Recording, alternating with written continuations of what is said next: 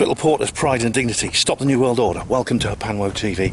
Well, I thought it was time to do another film roving review, so I'm going to go and see one of the two films that everyone's talking about at the moment. Not Barbie. I no plans to go and see Barbie, although this film is supposedly feminist propaganda. People who go and see it tells me it's quite good. Stefan Molyneux likes it as well, so maybe it's not quite the feminist propaganda it first appears to be. But anyway, I'm going to go and see Oppenheimer. That's another film everyone's raving about, so everyone tells me it's really, really good, so that's the one I'm going to go and see. It's been quite a while since I did one of these roving reviews, so it'd be nice to get back into that. Now, the cinema I'm going to go and see it in is not one of the usual big ones. It's actually the Ultimate Picture Palace. Now, this is... I have been there before. If you remember, I watched Eyes Wide Shut there, and I watched It's a Wonderful Life. But I'm going to go back there now to watch this. And that is assuming it's not gone bloody cashless in the meantime. I hope not. It does style itself as a community-owned cinema. Indeed, it was bought with the help of crowdfunding from local people who bought shares, and they decided to keep it going together. And it is actually one of the oldest purpose-built cinemas in the country, opened 1911. Certainly the oldest cinema in Oxford, so I'm glad they've done that. But it'd be a real shame if something as kind of historical as that went down the Klaus Schwab route. So I'm hoping I can still buy my ticket with cash. And then I'll go and I will go and in there and watch it and let you know what it's like when I come out. Now, I'm going to be brief because I'm actually rushing a bit because I've just finished work. I had to do some shopping for somebody, and I've just finished. So now I'm just kind of like not running exactly, but I'm going to have to walk quickly to get there on time. They don't show lots of ads, just a couple of trailers, so it's kind of like an art house place, you know. Show a lot of foreign language films, things like that, small independent films. But they did screen. They did a screening of Loose Change, which I was quite impressed with, back in the 2000s with the 9/11 Truth thing going on. Anyway, so with no further ado, I'll just show you a little bit more about the film I'm going to go and see. Hey guys, hello. Right, let's just look at the film we're going to go and see. Oppenheimer. Now, I can play the trailer. The thing is that I'll play the trailer there, you see. I mean, it's a bit weird, as you know, that the damn YouTube gives you a copyright strike for playing a damn trailer. This has happened to me a couple of times on these roving reviews, so I'm not going to actually insert the trailer into it. I'm just going to play it here muted on this particular video. But anyway, there you go. Just go. You see, I'll just show you little bits of it. I don't want to see the whole thing. But anyway, it's called Oppenheimer, and it is directed by Christopher Nolan. Nolan was he's done other films. Inception was not a bad film, I suppose. I've never seen Interstellar. Everyone else goes on about Interstellar. And that tower there, the tower you just saw, that tower there is where they're going to blow the bomb up. They take it to the top of the tower and they detonate it there. And it's really interesting. You'll see later on the remains of the tower after the explosion. It's pretty interesting. Anyway, this was carrying on along here. This is the Los Alamos test site, and you can see it anyway. There's somewhere. There you go. Anyway, there it is. There's the tower, and this is written by Christopher Nolan, Kai Bird, and Martin Sherman. I don't know the other two writers, but anyway, Cillian Murphy stars. He was in that film Red Lights with the Skeptic movie. I did a HPANWO voice review of that. Along with he played with Sigourney Weaver in that particular film. It's interesting, like, see, because Hollywood has drawn bountifully on the woo-woo scene, and I just wondered if there was a video or film, a movie from Hollywood that was in any way connected, in any way based on the Skeptic movement. It turned out there was. It's called Red Lights. It's well worth seeing, actually. It's pretty good. So Emily Blunt as well. That's her there. Matt Damon. So a lot of these actors. I mean, I saw in the trailer, you can see they're actually a lot older than when I last saw them in films, which shows I'm not the biggest movie buff the world has ever seen. Anyway, guys, I think the thing to do now is to go to the cinema and to watch it. So if you care to accompany me, that's where we'll go. Well, I'm outside the UPP, and there's a siren coming. I'll just wait till it's passed. What the hell is going on? God. I just walked along this little stretch of Cowley Road, alright, and I walked on this little stretch of Cowley Road, and I kid you not, I've heard 3 emergency vehicles pass me. 3 of them passed me, and 2 are going that way, 1's going that way. And what the hell is going on? Must be a UFO crash. Could only be that. But anyway, that's Cowley Road for you guys. Literally, I just walked. I turned off like I just cut 100 yards. Emergency vehicles everywhere. Anyway, I was going to say, why are you out, Ben? Are you saying they don't accept cash anymore? No, as far as I know, they do. But no one knows in there because they're painters and decorators. The place is shut for a week, so it's not their fault if that's the case. All right. So I'm not annoyed anymore because I haven't been turfed out because I've got cash. But it means I'm going to have to watch it somewhere else and not this particular cinema, which I shall do.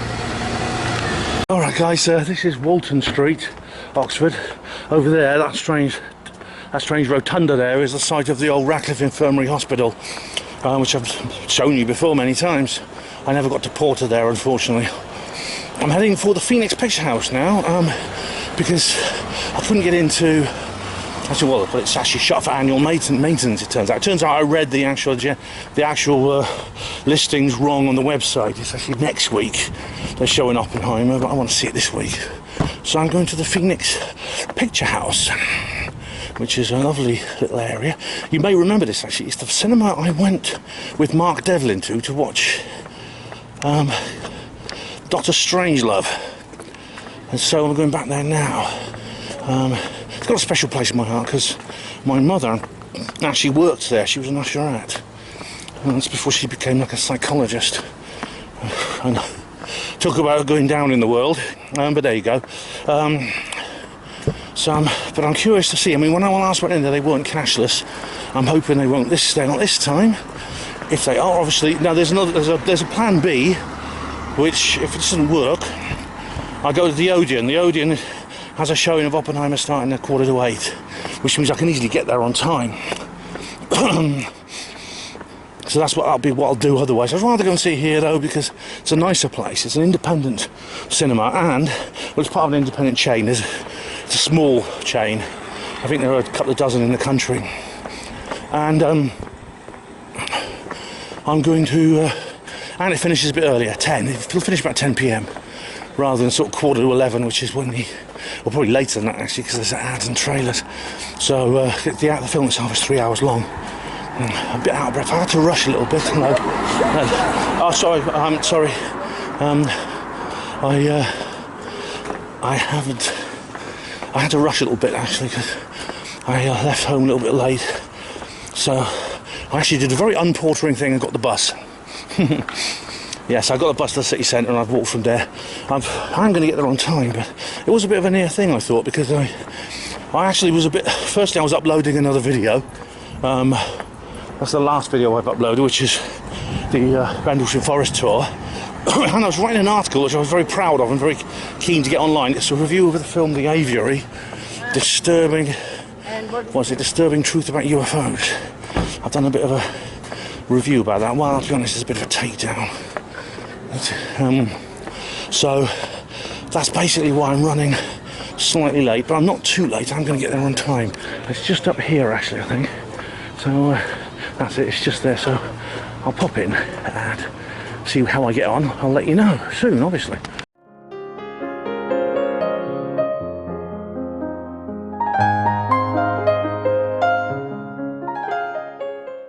Alright, well I got in, as you can see. do take cash, thank goodness. I told the lady around the bar, you know, my mum used to work here, used to do your job, and she said, when was that? I said, oh, a long time ago. It's probably before she was born. Oh, it was in that cinema, yeah. But I did get in and watched the film. I've now joined the rest of the human race as I actually watched Oppenheimer. Yeah. Of course, I made my usual notes here. It was actually a bit hard to follow at times, which means I might have to do some sort of like extra research before I sort of like complete my review of the film. What's this pub called these days? Still Jude the Obscure, that pub. Anyway, it's based on a book called The American Prometheus.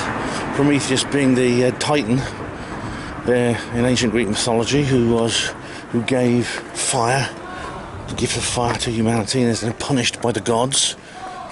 But anyway, its style is, as I said, it jumps around backwards and forwards in time. Some of the scenes are shot in monochrome. I think it's just to indicate certain areas. I mean, there's a scene where this guy called Admiral Strauss, who's played by, I can't remember the name of the actor, Robert Downey Jr. That's it. He's being interrogated by board. He's applying for a job in the U.S. cabinet, and he has to be grilled by the Senate, you know. He's he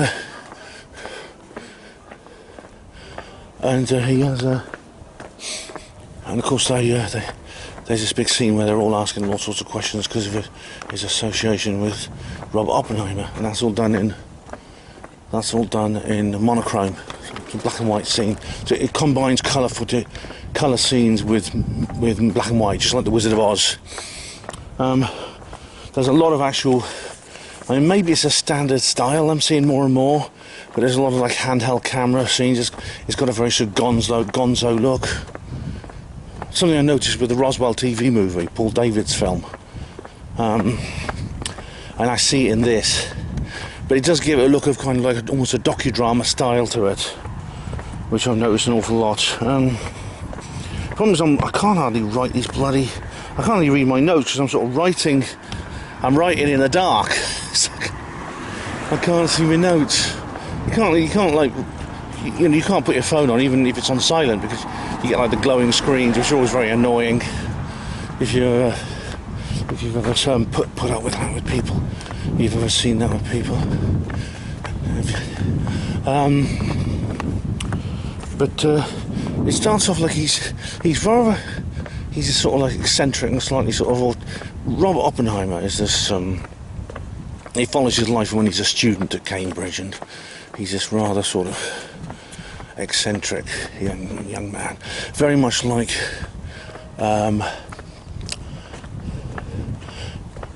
Benedict Cumberbatch's portrayal of Turing, Alan Turing in the film Turing, when he plays Alan Turing. Very, very similar kind of character.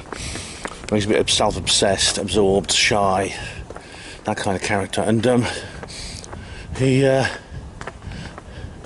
there's a really weird scene actually where he tries to poison his professor. He has an apple he's going to eat, and he injects it with poison, like cyanide. And I think this is maybe another reference to Alan Turing, because that's how Alan Turing committed suicide. He injected an apple with poison and ate it deliberately. But in this case, he changes his mind and runs back and stops it. So he tries to kill his professor. And when he's asked about this, when he's at this hearing, or with someone, he says, "Oh, so why didn't you like your professor? Why do you hate him so much?" He said, "I didn't. I really liked him. I thought he was great." And that's never really explained. It's Cillian Murphy who plays Oppenheimer. Now, a lot of the actors weren't very well known. There's a film, there was Matthew Modine was in it, Matt Damon. You often see those two together, who are quite similar looking character people actually. And Albert Einstein, that was played by Tom Conti. He's very good. He was instantly recognisable. There's also the thing, it didn't have any opening titles. no opening titles at all. Normally it would just say Oppenheimer, and there'd be like a film by Christopher Nolan, etc. Christopher Nolan, of course, is a well-known director, quite infamous in conspiratorial circles. I think he directed one of the Harry Potters. I can't remember exactly what. He's no relation to Gary Nolan, I don't think. You know, of UFO, UAP research fame. The town's strangely quiet. I mean, it's only just gone up. It's about 10:30 right now. And this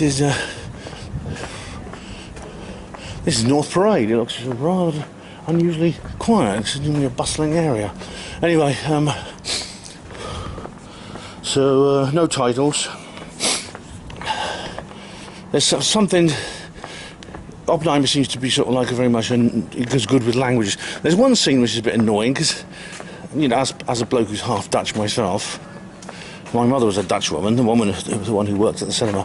They got a scene where he's speaking Dutch, and they congratulate him on how well he speaks Dutch. But he's speaking German. He's speaking bloody German. They must have just made this for the Americans. They can't tell one language from another, can they? Then it turns out he gets involved when he's like a young teacher. He gets involved with this group called the FAECT, FAKED. This stands for Federation of Architects and Engineers, not for 9/11 truth, chemists and something else, technicians or something, which is like a trade union, and they're all accused of being communists. Hold on a sec, I've got to pull my trousers up. So I'm thinking about me sitting down for a long time. My trousers get loose.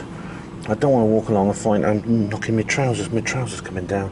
That would be a bit embarrassing, wouldn't it, Ben? Yes, it would. Yes, it would, Ben. Yes. So I'll just do them up quickly. No, this idea, like he meets this girl called Jean, and he marries. She's a communist. His brother's a communist. What else? Well, someone told me that wasn't true. I was a bit confusing because someone told me his brother wasn't a communist.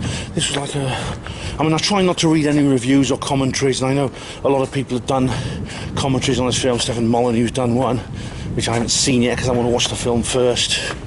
Which I'll watch. I can read them now and listen to them. But his brother Frank was supposedly a communist. They were supporting the Loyalists in the Spanish Civil War, things like that, which was a big thing in those days. Oh God, it's quiet here. This is Woodstock Road. What's going on? Is the zombie apocalypse struck? Well, did the zombie apocalypse hit while I was in? I don't know. Anyway, I'll go this way. It's not too quiet. If I see any zombies, I'll run. He gets involved in trade unionism, and the thing is, it's always a bit like, there's always this question mark hanging over him all the time. In fact, I think the viewer is deliberately deprived of some information about Oppenheimer, about who he is, what he's like. It's almost like they want to keep us guessing. It's like that film, that Messiah TV series I reviewed on the HPANWO Voice. There's always you've got to, who is he, isn't he, kind of thing. And that's over several issues throughout the film.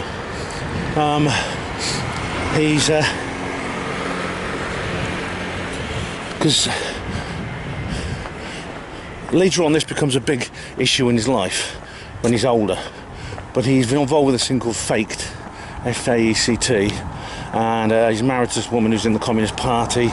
He meets several other people. He meets another woman he ends up having an affair with and ends up marrying, called Kitty. She's a communist. And there's this other guy called Lavender. Was his name Lavender? I can't remember what his name was. Haken Lavender or something. And it's Haken something. He's like a communist too. So this is kind of like McCarthyism before McCarthyism, because this was in the 1930s, but they're all very sensitive about it. But anyway, what happens is war breaks out then. They split the atom, that's right. There's this big news story that they've split the atom, and the next day someone says you've been upstaged because Hitler invades Poland. Here we go. Jean and Kitty, yes. Left. Trying to read my bloody own writing here. Left points to the war effort. Something. What's this? Left. Left. Something to do with the war effort. I'm trying to read my own bloody writing. Oh yeah. There's this. What's interesting is there's no mention of UFOs, but then there's this scene which almost seems it's going to suggest Foo Fighters. This guy interviewed. This guy turns out to be one of Oppenheimer's enemies. Someone who's sort of like sent to watch him, who is actually ends up testifying against him at his hearing. But he says he was a pilot in World War II, and he saw a V2 rocket flying overhead on its way to England. Over the top of his plane, he's in this bomber. There's a lot of surrealism in this as well, because a lot of the scenes are kind of Oppenheimer's mental landscape. So in another scene you see Oppenheimer sitting in the same bomber with the pilot, and of course that wouldn't happen. He wasn't never in that bomber. But that happens several times in the course of the film, which is quite cleverly done actually. But as you see, a V2 launch wouldn't actually be visible from a plane in the sky. You see it's light flying over the top of him. The V2 ballistic missile wouldn't actually be visible in that situation. The V1 was a cruise missile powered by jet engine. Again, wouldn't be visible. So that's almost like a nod, a hint that he saw a Foo Fighter. Indeed, there's a scene at the very end of the film where you see multiple what you think are V2 rockets flying over the plane with Oppenheimer sitting there. And the thing about it is, it's definitely, I think, a reference to Foo Fighters. I mean, Paola Harris was saying this on social media. She was saying, oh, that's the one thing they left out of the film. Well, maybe they didn't completely leave it out. Maybe it wasn't completely left out.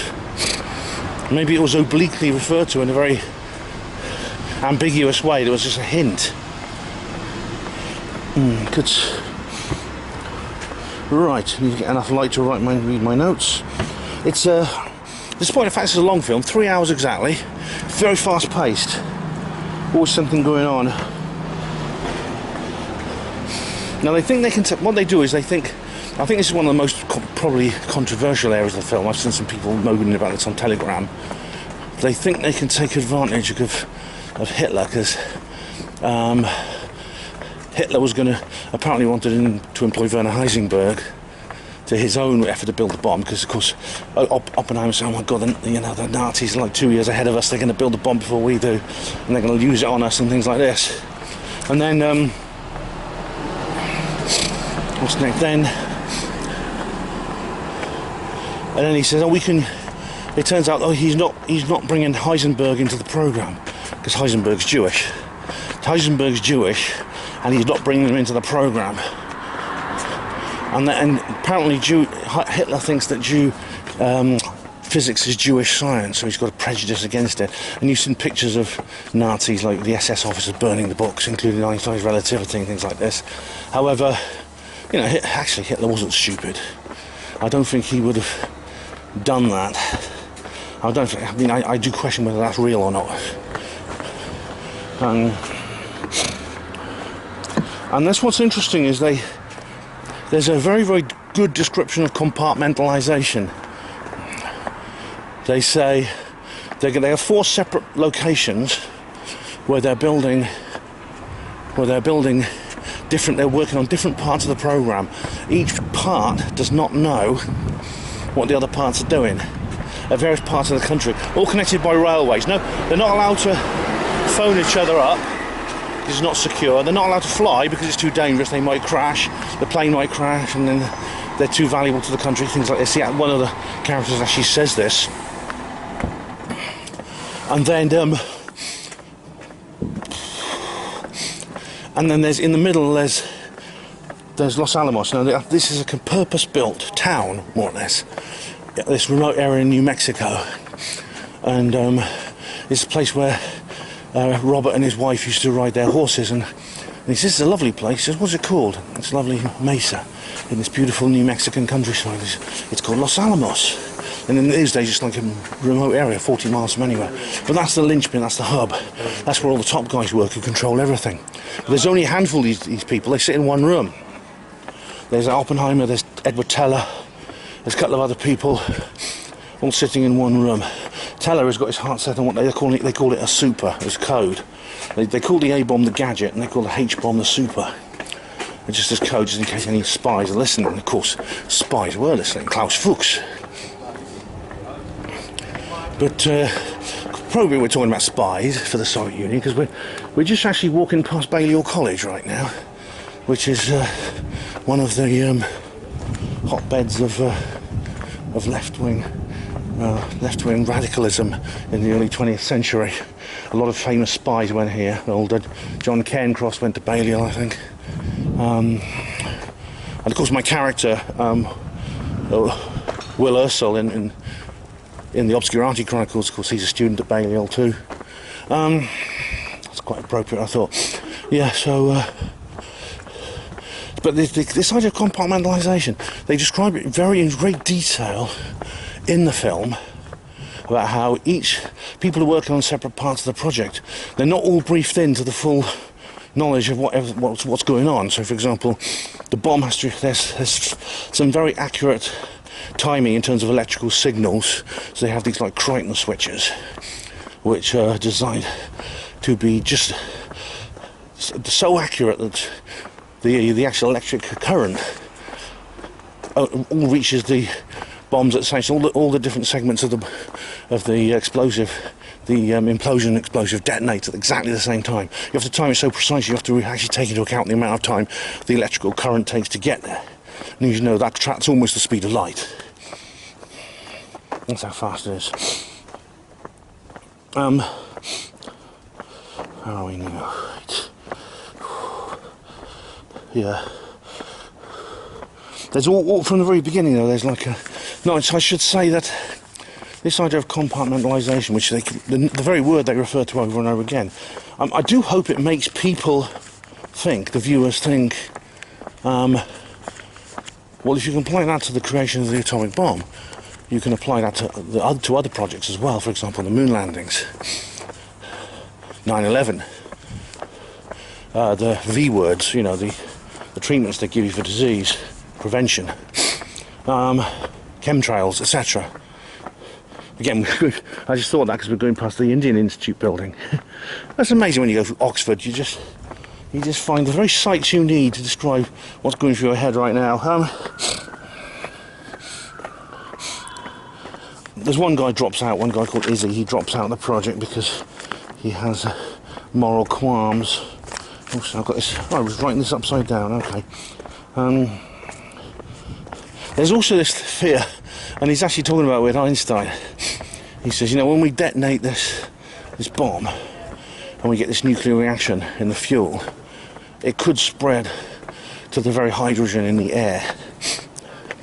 And if it does that, is it possible it could actually burn up the entire Earth's atmosphere, destroy the Earth?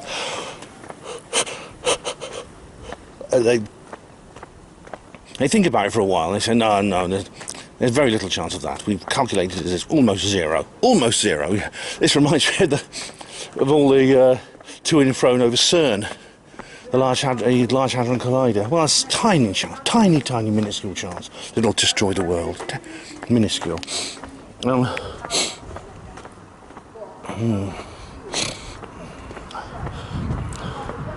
then it's what's it say here?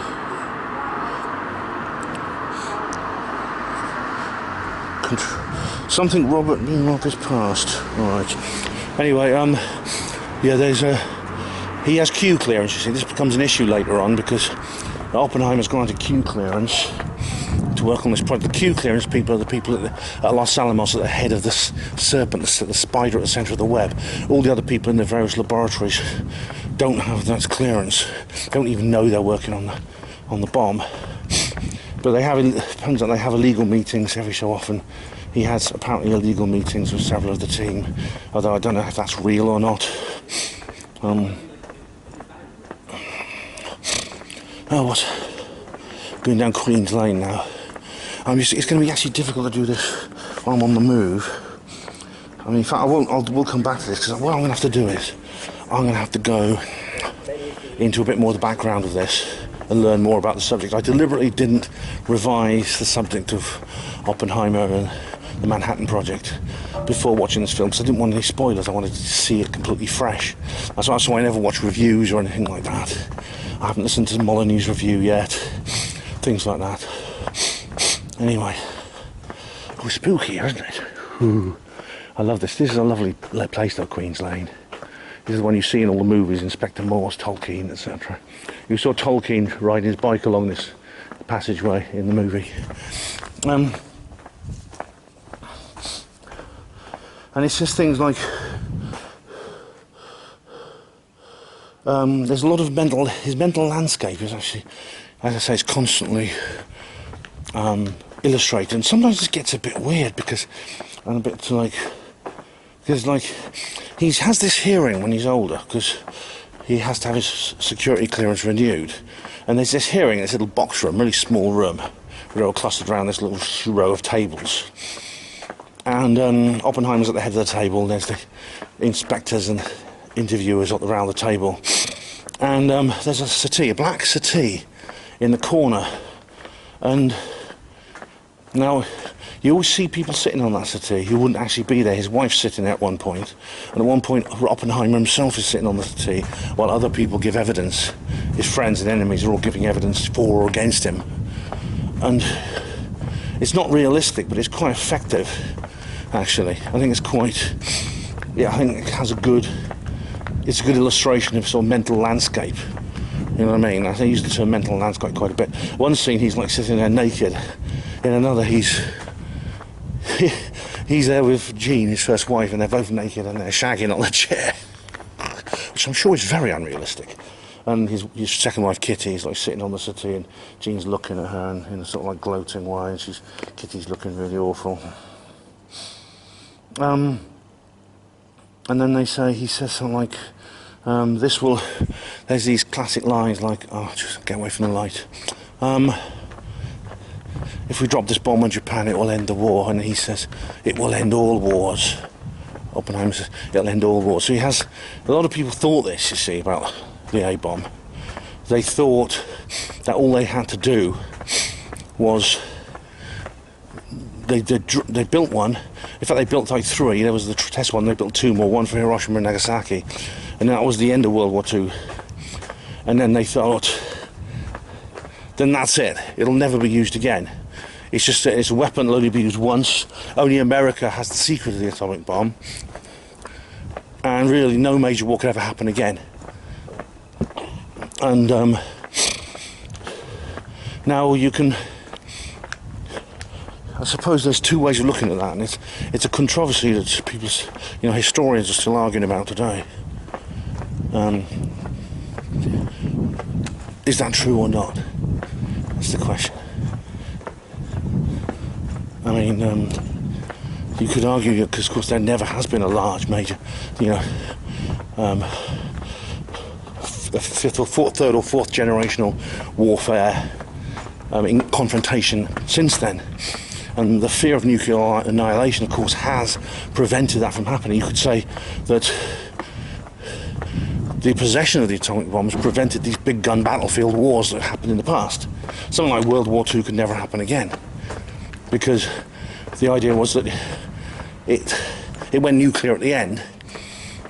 And everyone realised at that time that if there'd been more bombs and if both sides had them, it could have escalated into a situation where everyone in the world was killed. The entire world was destroyed. And of course that gave birth to the late 20th century. The entire late 20th century is based on that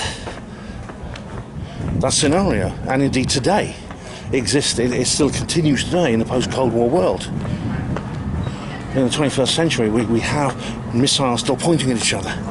The Cold War's over, but the major nations of the world are all nuclear armed. I mean, I think there's like 10 or 11 countries now with nuclear weapons. There's a mini Cold War between India and Pakistan. There's North Korea. There's, of course, China, Russia, United States, Britain. We still have the Trident nuclear deterrent still here in Britain. I used to be against that, actually, but I think probably, I mean, I can see their point of view, because I think in the world we have now, maybe it wouldn't be a good idea for post-Brexit Britain to give up our nuclear deterrent. I think that probably wouldn't be a good idea. So I've changed my mind on that quite considerably. So I can see that point of view as well. But at the same time, it's caused us to live under the shadow of the bomb. That's a phrase that came out in late 1940s and still exists today. I mean, the duck and cover drills. I mean, it's not so intense now because I think we kind of got used to it. But there's those. You just go to YouTube and Google duck and cover, and you see like things they used to put school kids through: diving under their seats, jumping off their bikes and hiding behind low walls, putting picnic blankets over their heads, that kind of thing. Oh yeah. So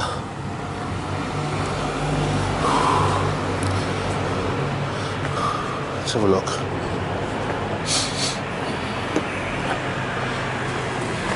And at the end, see, there's the countdown scene is very good, because they're working on this bomb, and then they put it on top of this big tall tower at Las Alamos at the Trinity test site, because it became known. And they go to their bunker and they prepare to fire. It's very well done, actually. The tension, the countdown, the music, the percussion, the looks on people's faces. It's all very, very well done. They have to hide in this bunker, and they have all the controls there. And there's some people watching, but they're told to put welder's glasses on. One guy runs out the bunker and like looks at it. He's got his welder's glasses on, otherwise he'd be blinded. But he gets knocked over by the blast wave. So they're not sure how powerful the bomb's going to be, and they have like bets about how big it's going to be. Oppenheimer bets 3 kilotons. Other bet more, you know, more or less. Some bet it'll just fizzle. It'll just do the explosive segments won't actually light the nuclear fission in the core, in the core of the explosives, and you'll just get a load of radioactive fragments all over the land. You won't be able to farm there for 5,000 years, things like that.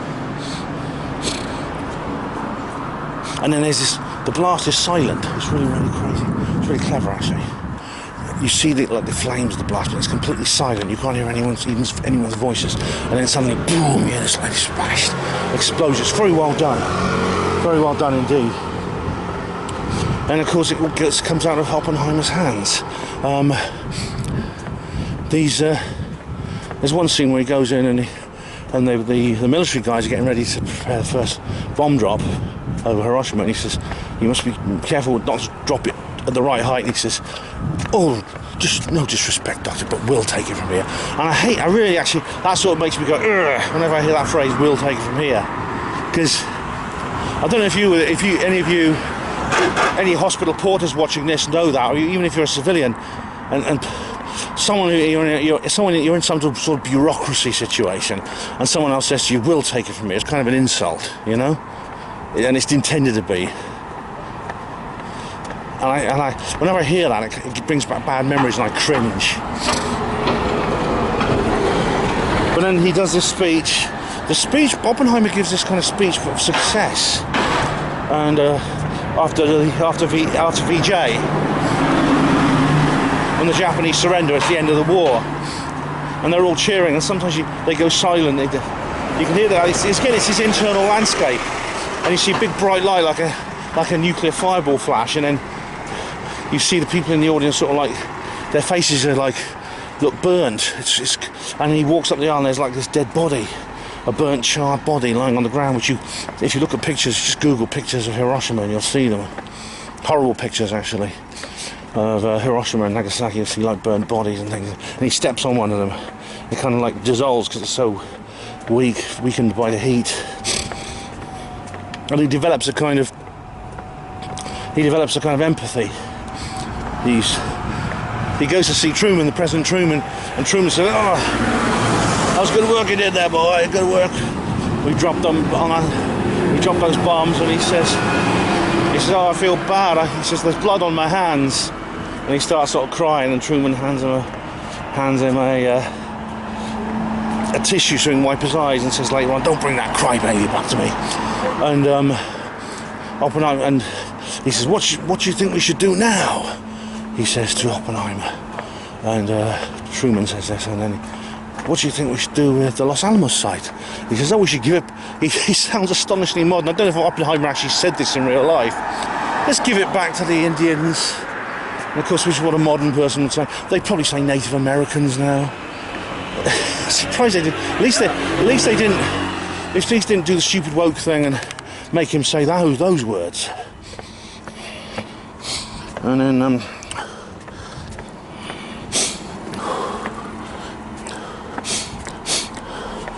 of course, after the war. He's appointed to a position where he's advising the government on nuclear policy, and now this is where I'm going to have to look up some more details, because I'm not sure. This part was hard to follow, but one thing's for certain: he fell out of favour with his superiors, and by the late 1940s, he was kind of he was facing inquiries by the FBI. The FBI were following him around. They were going through his rubbish. They were following his wife around. And he ends up in this hearing where his security clearance is removed. And I'll have to look up more about that later, I think, because I can't really know, because I don't know enough about that. Again, it's hard to follow. But anyway, Admiral Strauss he doesn't get his cabinet post. And this is what's his name's character? I can't remember the name of the actor now.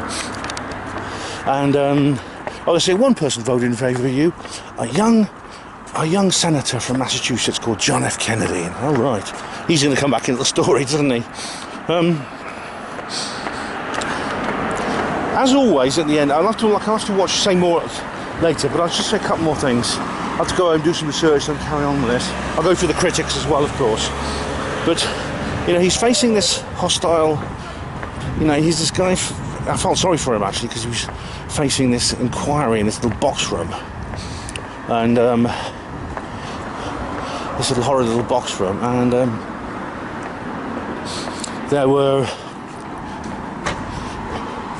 like these bureaucrats and sitting around him just talking in bureaucratic talk, and it's like they're robots, and they keep sort of making accusations, and his own representative says, "Look, can we have the details of that? Can we have the witness list?" And they say, "Oh, it's classified.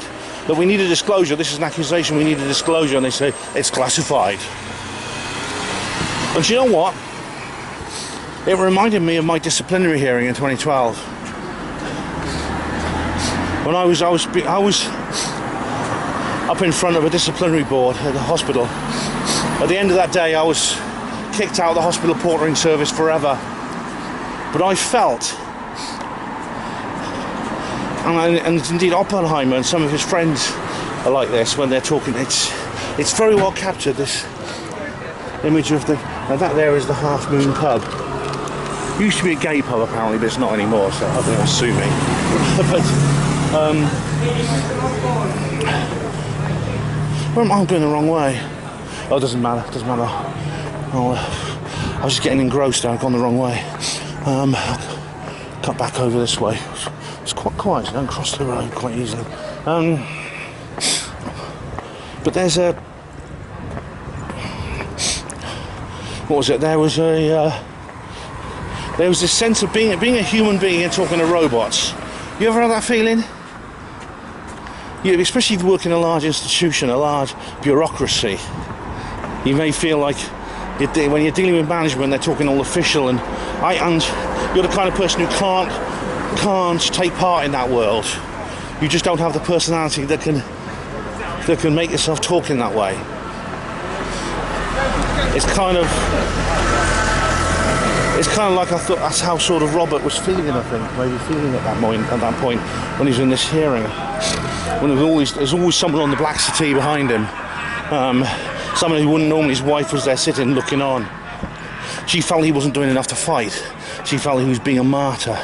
This other guy, straws accused him of deliberately martyring himself to get glory. I mean, there's this question mark over who Oppenheimer was, what his true motive was. This is never really revealed completely to the viewer. I mean, he died a long time ago.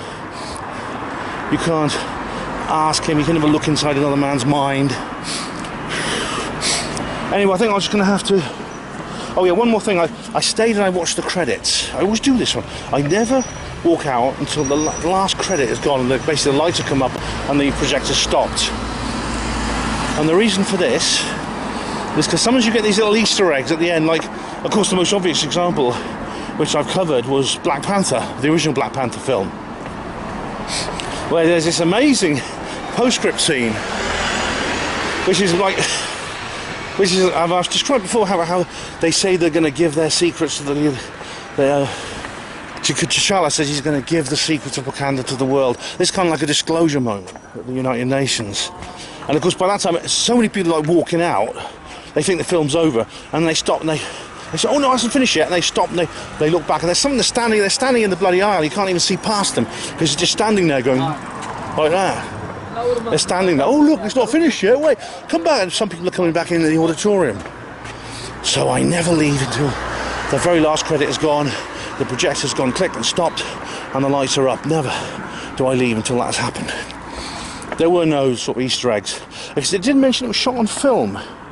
It did say very proudly, this is shot on film. Now, maybe there's a design now to revive some of the old technology, because maybe some people, I think, maybe feel that technology is advancing too quickly, especially in this world of AI. And they say, oh, we shot this on film. I mean, maybe it's kind of like almost like it's almost like some kind of nostalgic thing, because you don't need to use actual good old-fashioned film now when you're making movies. I mean, some filmmakers do it for backup, you know. But these days, you know, you can shoot on a digital camera which can simulate perfectly, you know, 16mm film, Technicolor, of any kind you like. And they can simulate it electronically for you. You can even like have electronic. Hollywood even uses electronic imagery that adds like grain, which you would see on old film. A little bit of grain, it sort of flickers across the screen every so often, which adds, I think, to the atmosphere, of course, of the whole thing. Yeah, I quite like that element. Hey, what I'm going to have to do is, we'll go into the critics soon. But first things first, I'm going to have to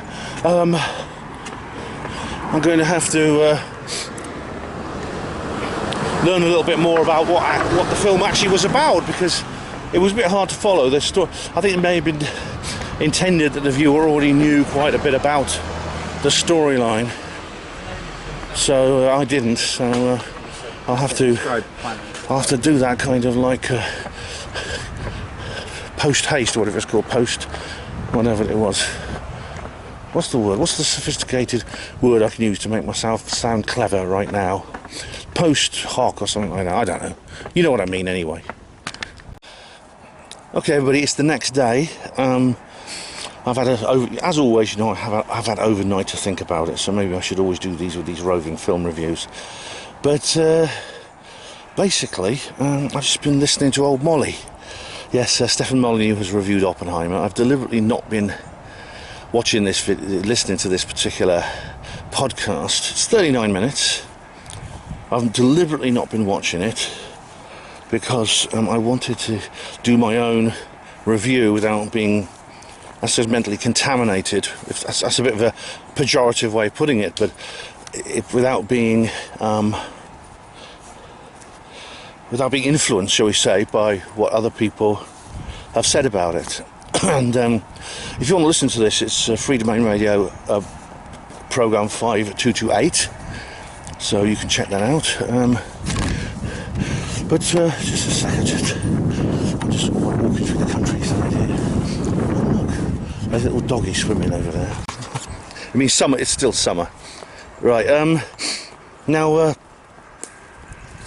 he comes up with several. He has a very, very low opinion, actually, of this film, and I think some of his criticism actually is valid. The fact that he says he doesn't like Christopher Nolan films generally because they're soulless.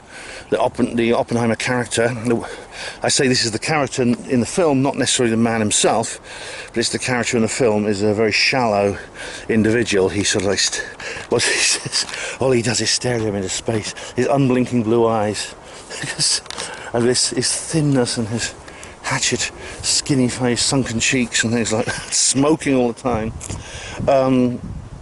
And I suppose that's actually a valid criticism. Maybe that's a lot of. Maybe it's got a lot to do with modern cinema. I don't know. None of these styles, but I don't like that myself.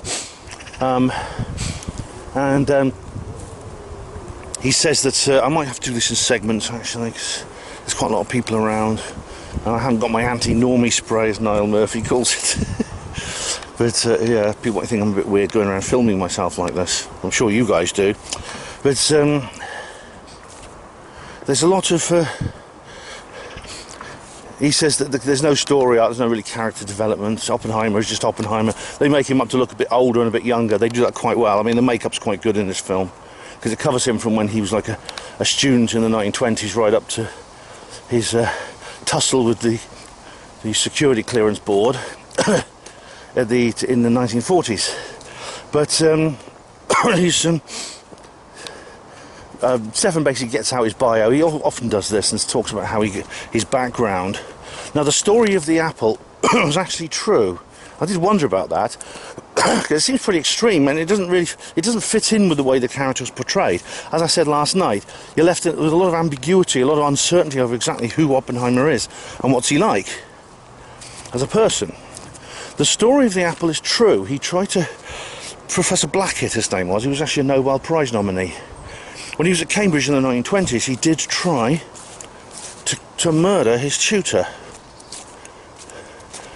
And this is after there's a scene like where Oppenheimer's like he's a bit ham-fisted, so he doesn't. And so this particular professor says, "Oh, you're not dexterous enough for practical science," and he recommended theoretical physics for him rather than experimental physics. The story of the apple is true. The difference is in the film, Oppenheimer changes his mind, goes back and takes the apple before Blackett can eat it. I thought this might be a silly reference to Alan Turing. It's not. It actually did happen. Oppenheimer, he goes back to his bedroom in the college, and he sort of lies there staring into space, and he goes like that, and he gets up and he goes back, and he actually, well, by that time there's another character there, Niels Bohr, this other scientist is there, and he's about to eat the apple, but basically he managed to take the apple off both men before either of them eat it. But in reality, according to Molly says that he didn't change his mind. What happened was Blackett didn't eat the apple, and what happened was he noticed there was like a needle mark on the skin of the apple and wondered, what's this? How the apple tested and found the poison. And the police were pretty certain it was. They worked out. I think there were fingerprints on the syringe or something. They found the syringe, but they were certain. They found proof that it was Oppie who did it. Now, apparently, he wasn't arrested and charged. And Molyneux says that's because he's very well connected. He comes from this very influential family and stuff like this. Because he was born into old money, Oppie. Apparently, his parents were like. I think he says. His mother was an artist, his father was a carpet trader. Make of that what you will. But apparently that is true. That is actually true. Just made a few notes here. It's a lovely little spot I'm in, actually. I just thought I'd get away and got to go to work soon. But he said... Molyneux, and we'll see. I'll be interested to see what the Guardian says about this. So I'm quite curious to get round to the. Reviews. Molly says that it's so much. It's really so much of a hagiography or a glorification of Oppenheimer that it doesn't focus on the evils of the war, which is that. And Molyneux is absolutely convinced that the bombing of Hiroshima and Nagasaki was a crime. It was a war crime.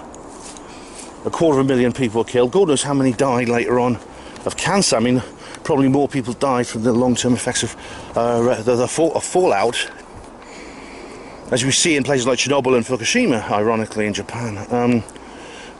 But he said most of the people who died were women, they were children, they were the elderly. All the young men were already fighting the war, or they'd been killed in the war. And that Japan was actually brokering for a surrender anyway. They said, and they only stipulated one condition, which is that the emperor should remain on the throne. And the Americans said, no, we must have unconditional surrender. So so we will not guarantee we will not guarantee the continuation of the imperial line. We may well put Hirohito on trial and execute him. And the Japanese says, no, we're not going to do that. But the thing is, in the end, like when the Japanese did surrender unconditionally, the Americans actually they brokered a deal with the Russians before the Soviet Union declared war on Japan, and the Americans in the end allowed Hirohito to stay on the throne anyway. So Molly believes there's no justification for the bombing. There's no justification at all for that bombing to end the war, because it didn't end the war. The war was ending anyway. As you know, if you read Roswell Rising, two of my characters in the story, Jesse Marcel Sr. and Clayne Quilly, have a kind of debate a bit like this. It gets very heated, and Clayne storms out of his house, because Clayne actually was actually a soldier in Japan after the war and saw all the horrors, whereas Marcel didn't. And there's this kind of there's this conflict between them that they eventually resolve. That's near the beginning of the book of Roswell Rising, so you don't have to watch the whole thing. It's actually in the free sample chapters. Now, and they said, well, another theory is that the bomb was dropped as it was sometimes been called the last shot of World War II and the first shot of the Cold War, because military strategists could see this conflict coming with the Soviet Union, and they wanted to demonstrate their power to the evil commies, as if the evil commies weren't going to find out a way to get that power themselves. The public naively thought that wouldn't happen. Whereas at that time they already knew they would. But again, you can demonstrate that without blowing up a city. See, that's what Molly said, and I don't know if that's true or not. But I think if you do drop it on a city, there's more impact on it. So there was very little in terms of I suppose what's the word? Hello. What? No, I'm filming myself. Yeah. So I'm in a public place. There's nothing wrong with that. Goodness me, I'm going to do a Charlie Veach now. Yeah, there's I have to deal with this person. Yeah. So what happened now is that there's more. That person was like saying, "Oh, maybe I didn't have the camera on." They were saying, "Oh, you're not filming me, am I?" I says, "No," and I said, "I'm in a public place. I can film whatever I like, but you can request it." And I said, "Your request is granted." She said, "Oh, that's passive aggressive." Oh, dearie me. Anyway, I was just stating a fact. Anyway, yeah. Molyneux thinks they didn't actually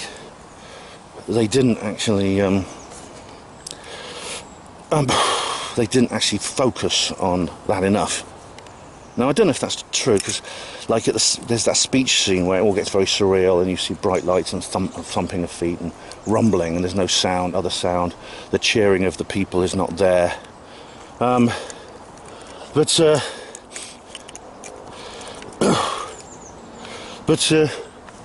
you know, there's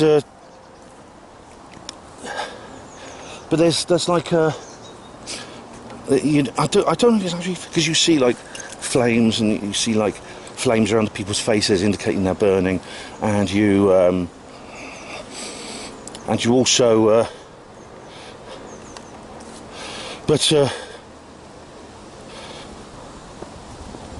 and you also have what's the word? Shut up, that woman put me off.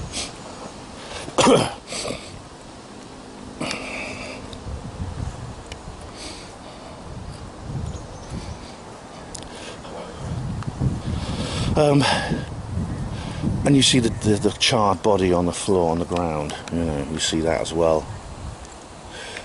It's, and there's some more people coming. You're putting me off. So there's like a lot of flames, and you see the charred body. That's the extent, actually, of what you see about, even in the sense of Oppenheimer's imagination, that you see. That's all you see, actually, of what might have happened in Japan as a result of the bombing. And Molyneux said that clearly this is designed to sanitize that. In the way, if you remember in the Iraq War and the War on Terror, the news reporters always, it's very, very different to the Vietnam War TV coverage. The reviewers kind of sanitize the whole thing to play down the human tragedy. And Molyneux sensed that they were doing that in this particular film. So,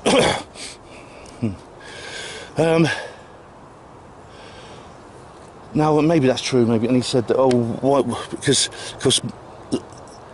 Oppenheimer's portrayed as someone with a conscience. I mean, there's other elements to him. I'll go more into some of the more esoteric and weird stuff later. But there's this. He's portrayed as developing a conscience, you know. He says, let's give Los Alamos back to the Indians. And then he said, as I explained last night, and he starts feeling bad about it. He even suggests that I don't know if this is true, like I said, I'll have to look into this, but that the secret of, I say it's a secret, the secret of nuclear bomb technology should be shared with other countries, including the Soviet Union. So this is like, I suppose I see that what made him anathema. He was saying, I was like, you know, let's give it to other people. Let's send all the technology over to the good old USSR, and then we'll all have peace in the world. And that's why I suppose it's understandable then that his Q clearance, interesting term, Q clearance is why some people think the 17th letter is actually someone in the Department of Energy that the Q that was not renewed. But the thing about it is, it's kind of like a bit superfluous, isn't it? It's kind of like when you think about, well, was Oppenheimer a spy? Was he a Soviet agent? Because what was it Molyneux said? He's up to his neck in communists. He's shagging communists. His family are communists. His friends are communists. But he's not. But you know, really, the idea that Oppenheimer was some kind of Soviet agent is a bit like carrying coals to Newcastle, because it was only after the war after the Cold War, really, at the full extent. Even, I don't think the full extent will ever be truly known, because most of the Venona decrypts will never be decrypted because they were done properly with the key. That is the one-time random number generators with the pads and things like that. They were done properly, which makes it an unbreakable code. But the true success of the Soviet foreign intelligence project is almost beyond belief. We know about the Cambridge spies, George Blake. I've talked about these people before, and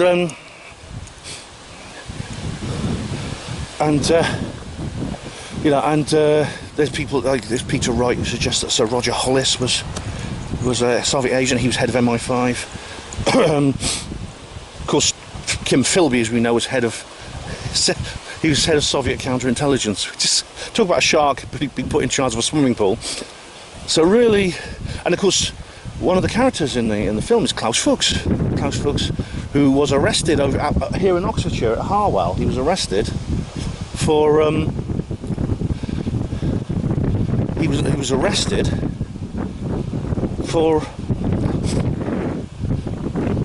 was arrested for espionage, and actually ended up in jail. I think he got about 5 years or something because of some kind of sweetheart deal. But yeah, that did happen.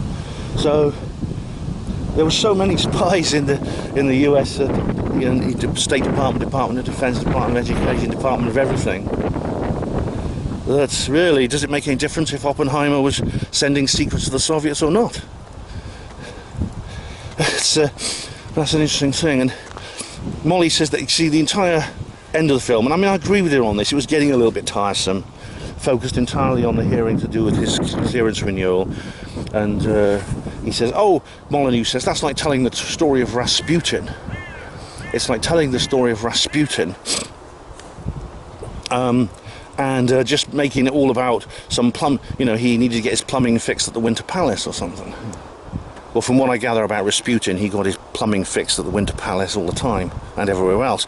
But that's just a minor issue, and he's portrayed as this sort of heroic martyr. I mean, I don't know. What I'll have to do is I'll have to go into more of this later when I get home, when there's not loads of normies around who try to stop me filming. You'll be proud of me, though. I did say to her, no, this is a public place, I can film if I want. She said, I don't want to be filmed. I said, I'm not filming you, I'm turning the camera towards myself, I said. So, bit of Charlie Veitch there in me. That's right, photon theft. They're stealing my photons. Okay, so guys, I'm just home now, and I've had a chance to look through some more of Oppenheimer's details, and I've gone to good old Wikipedia, of course, where else? And it says here, there is actually a page here on the... I don't need to show it to you, but it just says here, the FBI under J. Edgar Hoover. Hoover was actually notorious for his paranoia. He was the guy who coined the phrase, the public is disarmed when they're faced with a conspiracy so monstrous they cannot believe it exists. And he was more right than he thought. He was more right than he knew. I've been following Oppenheimer since before the war, when he showed communist sympathies as a professor at Berkeley, and had been close to members of the Communist Party, including his wife and brother. They strongly suspected that he himself was a member of the party, based on the wiretaps in which party members referred to him, or appeared to refer to him, as a communist, as well as reports from informers within the party. He had been under close surveillance since the early 1940s. His home and office bugged, his phone tapped, and his mail opened. I mean, there's scenes of this in the film, definitely. In August 1943, Oppenheimer told the Manhattan Project security agents that George Eltonton, whom he did not know, had solicited 3 men at Los Alamos for nuclear secrets on behalf of the Soviet Union. In the film, this is portrayed as a diversion, because he's trying to get them off his scent and away from some of the people some of his colleagues. When pressed on the issue in later interviews, Oppenheimer admitted that the only person who had approached him was his friend Håkan Chevalier. That's it. That's the guy I was talking about, the Norwegian guy. A Berkeley professor of French literature who had mentioned the matter at a private dinner at Oppenheimer's house. I mean, maybe he's French, because I think they said referred to him as Norwegian, but let's have a look here. Håkan Chevalier. I'm just going to look at his page now. American writer, translator, and professor of French literature. That's it. He could have been either. The FBI furnished Oppenheimer's political enemies with evidence that intimated communist ties.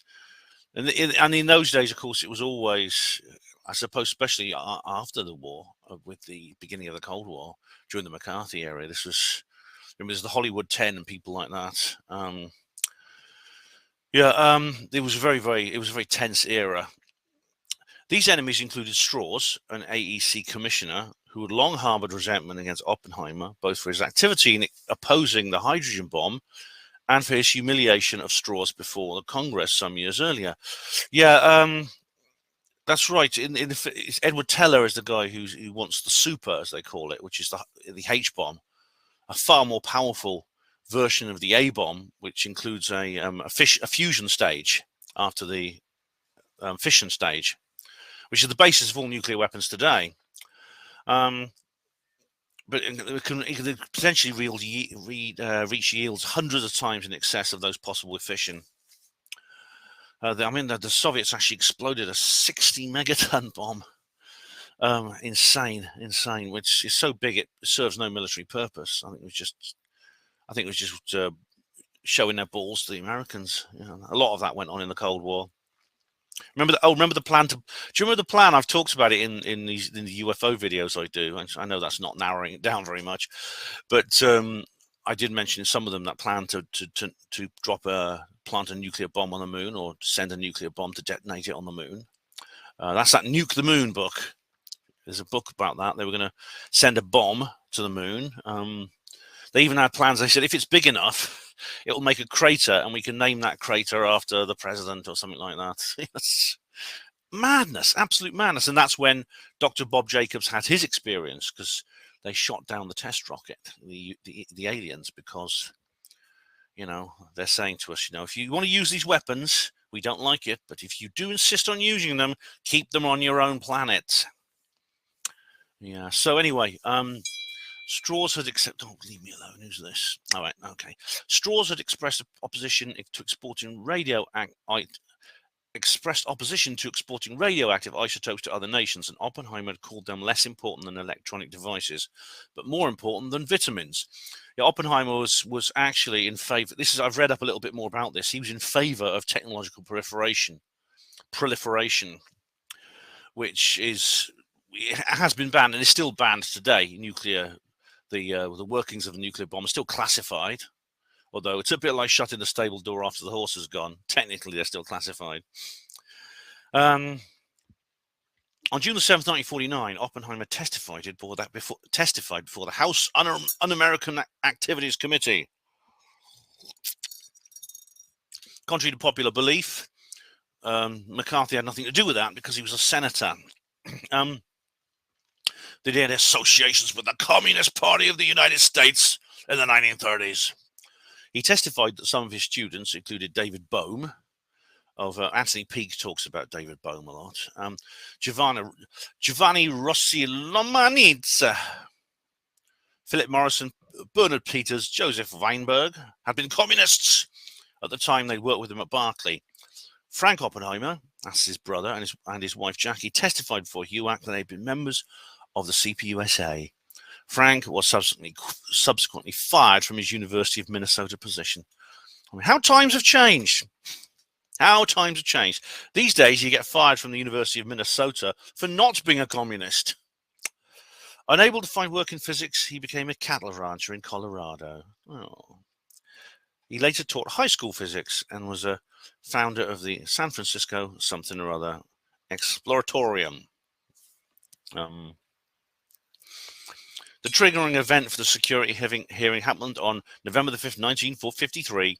I said 1940, so it's a bit later than that. Yeah, well, William Liskin Borden, that's the guy, the untrustworthy guy I mentioned, who until earlier in the year had been executive director of the United States Congress Joint Committee on Atomic Energy, sent Hoover a letter saying it was more than probable not that Oppenheimer is an agent of the Soviet Union. I don't really need to read anymore. This paragraph goes on quite a lot longer. But anyway, you get the picture, don't you? That's why he lost his Q clearance. Q, yes. He is not the mysterious one. Definitely not. So that's that. Now, there's a reason I'll show you this page later. I just want to leave it there for the time being, because then I've got something else I want to show you. I've got something I want to show you because I said I didn't have it on share screen. Something else. This is I want to show you a little segment from this video, the Illuminati to the Antichrist conspiracy, as it says, parental advice, scary images, truth is stranger than fiction. This is what I'm going to show you is actually quite disturbing, and I've put the fair use banner at the start of the fair use screenshot or placard at the start of this video. I should get one of those little fancy banners that go like that underneath, you know, like Terry Joyce has, you know. I have to ask her how you do that. Because this is quite disturbing stuff. And also, it is a disturbing scene. And I won't show all of it. I'll just show clips of it because it is by Christopher Everard. He is a stickler for the old copyright. In fact, he's often come down, I think, unfairly on several people who have, you know, either they've unwittingly sold bootleg versions of his videos without knowing, and later when he informs them they apologize. But also, I mean, I'm a bit concerned because of that. He may object to me using it under the fair use guidelines. So I'm going to assert that I'm using this under the fair use guidelines, which I actually put at the start of the video. So, and I'm not going to show. I'm going to show brief clips of this. But anyway, this is rather This actually indicates there is an occult element to what's going on here, just like there is with everything that the government do. There's always the occult Illuminati element at the background. So, with no further ado, let me just put this on here. Okay.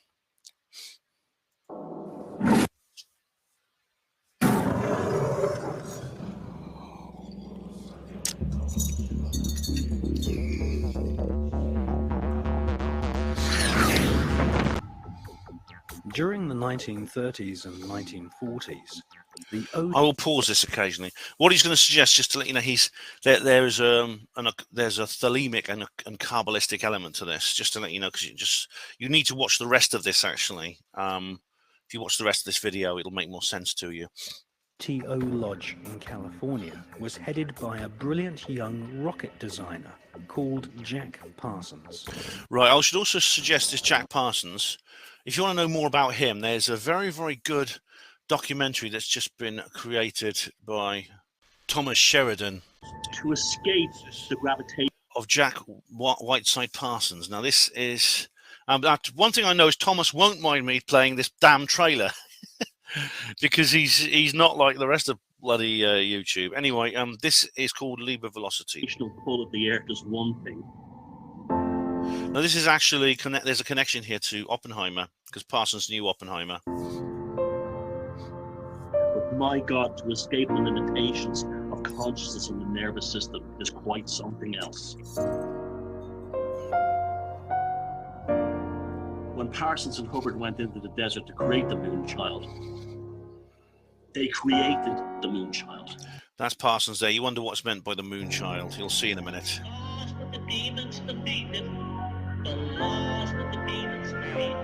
And that's a fine bald-headed fellow there is, of course, Alistair Crowley.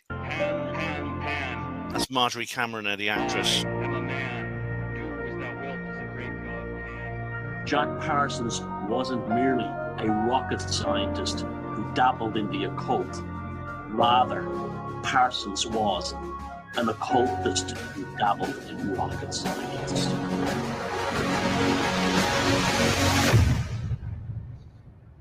Oh yeah, as Thomas and Jason, I've been on their show, the 313. It's very, very good, and you can get it's actually there. You can actually see the whole thing here.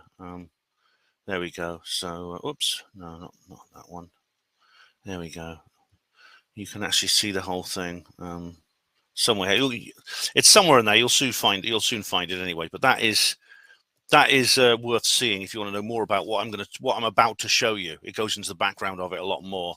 Particularly Jack Parsons, who was connected to this. I'll just show you some more of this. I might actually even I might skip a little bit. There's more of this actually. Here we go.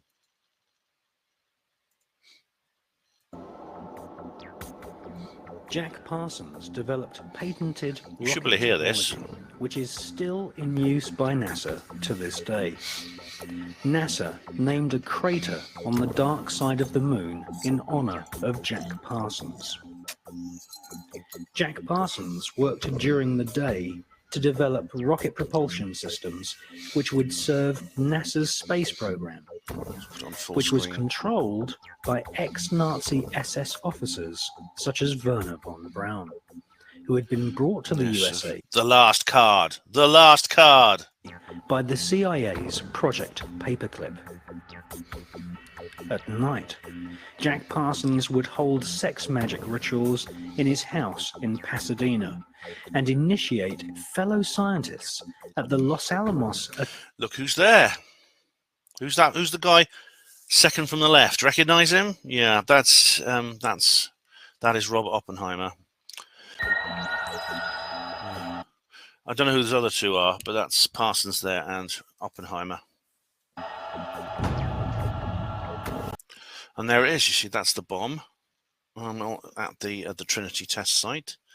And you see, those are designed to. Those are the special switches and wires designed to make all the explosive segments detonate at exactly the right time. Which lies on the 33rd degree parallel. Does it actually? Is it actually? Oh, these are. I'll look it up in a minute. But these are explosions of the actual. These are very, very high speed explosions of the bomb. Looks like a marshmallow there, doesn't it?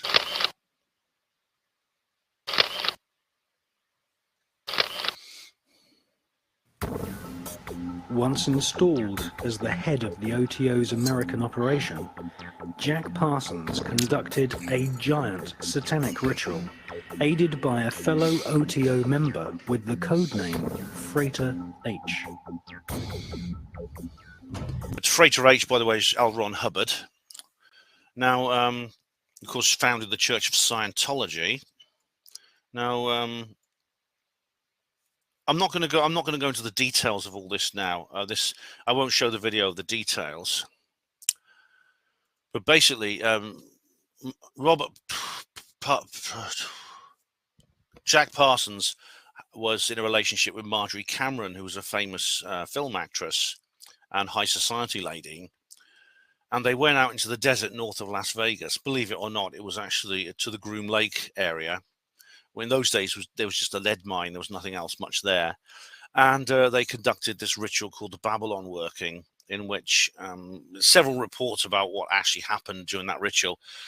But it is said that what happened was Parsons actually made love to Marjorie Cameron during the ritual, and she was impregnated with a demon baby.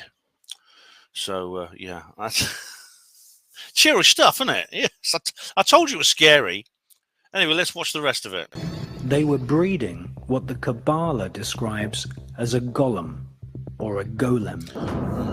A Razorhead. That's. I quite enjoyed that film. That was David Lynch's first movie. It's actually not bad.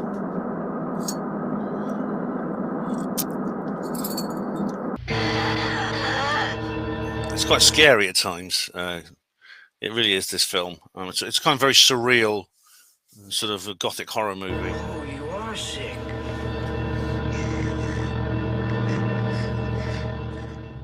A golem is an artificially created humanoid, usually made from dead human body parts, which is animated by the magician chanting incantations and mantras. That's essentially like zombies. I mean, I bring this up in my zombie talk.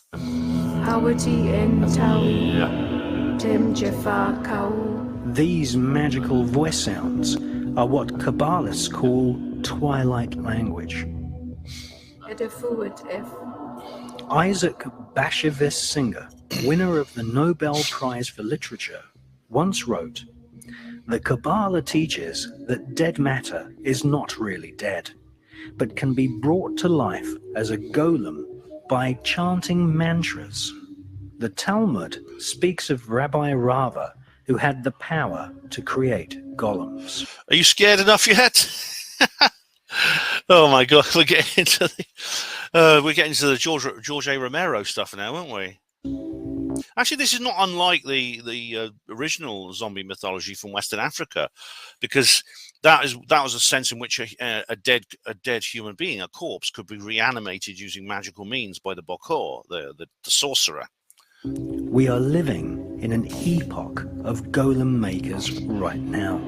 I know the bloody golems everywhere. I feel some people I meet feel like these golems, I'll tell you.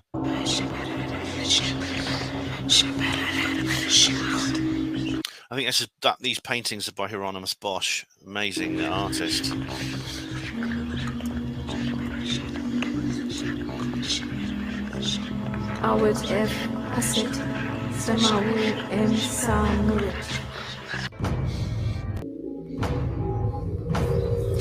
All right, yeah, I'm not. What they've just seen there is actually he's done an analysis of Rosemary's Baby. If you've not seen that, it's worth seeing. I'm not going to even show you the clip in this particular video, but it's actually pretty. He describes it as horrific, and it is. But I'd say it's worth seeing just once, because it makes you wonder, how true is all this stuff, that kind of thing. Always I can't help thinking that. Anyway, we'll move on to this now.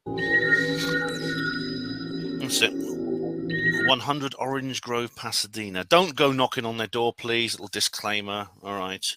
Whoever lives there now is probably nothing to do with the OTO and Crowley. Jack Parsons told his former master that the fetus of the golem was later extracted from the womb of Cameron Parsons by government agents who delivered the fetus to a special team at the Manhattan Project atomic bomb facility. Well, this wasn't in the movie. And if you take a look at what Alex Jones good old Hilda. On video, a friend of Good old Anthony Hilda. I miss that guy. He's so cool. mine who's got a talk show in America. He's going out into places like the Bohemian Grove. Equivalent of the George Herbert Walker Bush, President Bush. Okay, I'm just going to skip this bit because this is Alex Jones talking about. This is Alex Jones talking about Bohemian Grove. Apparently, a lot of these people who on the Manhattan Project did go to Bohemian Grove, including Edward Teller was there. I don't know if Oppenheimer went, but Edward Teller went along. He was known as the father of the hydrogen bomb, who plays a major role in the Oppenheimer movie. Henry Kissinger, George Shultz. The list goes on and on.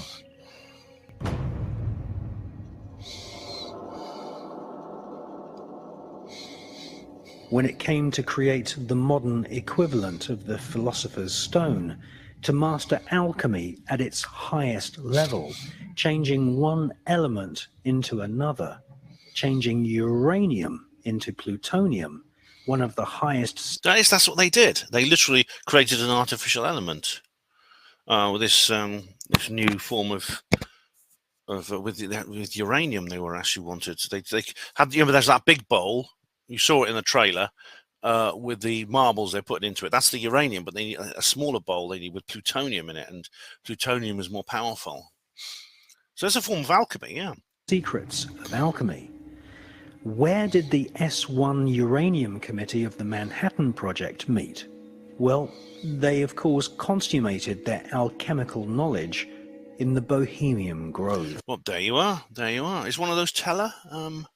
I don't know. I can't remember what Edward Teller looks like. But Teller was at a few of these. He certainly went in the 1950s, Edward Teller. There's a photograph of him with Ronald Reagan and Richard Nixon at Bohemian Grove, taken in 1957.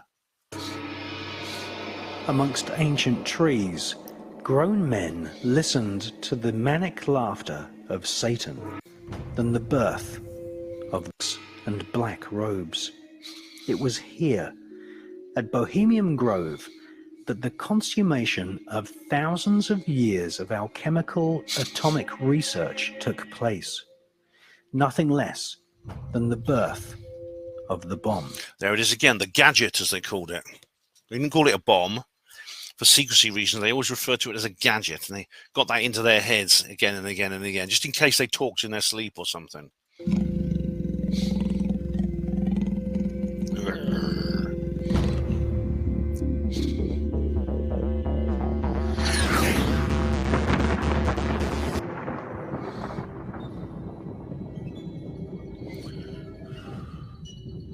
That's an ovum. American author Michael Hoffman, in his book Secret Societies and Psychological Warfare. That you see here, that's Oppenheimer and that's Graves, and that is one of the remains of the tower. That's one of the remains of the tower. They detonated the bomb at the top of a tower, which you've seen in the trailer. I'll use these stills within the video as well. You see there, that's what's left of it. That's just one of the feet of it at the bottom. Speculates that the golem fetus may have been placed inside a giant 25-foot long, 12-foot in diameter canister, which was photographed at the Los Alamos atomic bomb test range. Oh, God. This mysterious canister was nicknamed Jumbo. It was made of solid lead and cement. It is conceivable that the fetus was placed in the center of the canister and then irradiated with the blast of the world's first atomic bomb, thus infusing the demon child with what Kabbalists call the demonic force of atomic fire. Oh my God, poor kid. Do I say poor kid? That's horrible. 2, 1.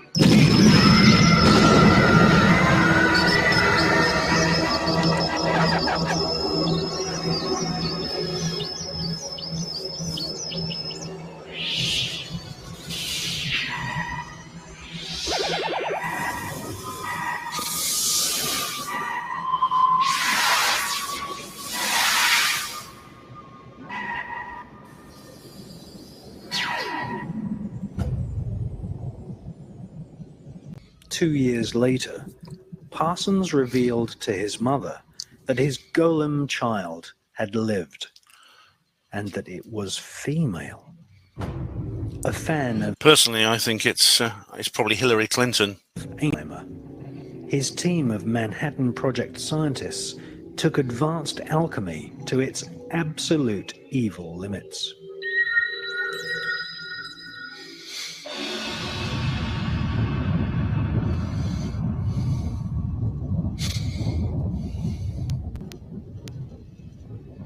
He knew the world would not be the same. Few people. Now, this is interesting. This is Oppenheimer talking about the Trinity test. This is a very famous clip here. As you can see here, though, he's actually quite old here. Now, this wasn't just after the test. I always thought this was an interview soon after the test in 1945, but it must have been quite a lot later than that because he's clearly aged. But you can see when you listen to him speak, you can see he's still very disturbed. I'll go back a little bit. Then we go to the beginning of that. He's still very, very disturbed by what he has done. Despite what Molyneux said about him, it's pretty clear he still had some kind of conscience. He knew the world would not be the same. Few people laughed. Few people cried. You see this in the movie. Some are laughing, some are crying, yeah. Most people were silent. I remembered the line from the Hindu scripture, the Bhagavad Gita. Vishnu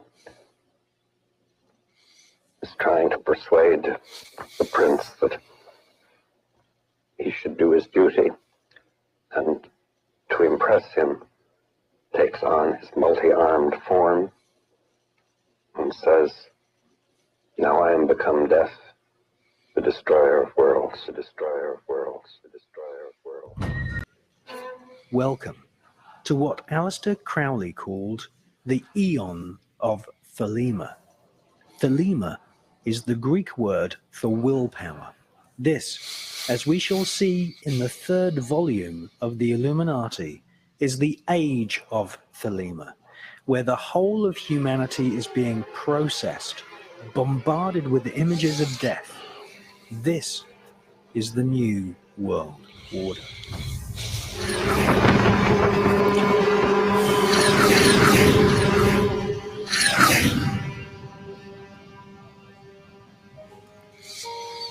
All right, you get the picture, don't you?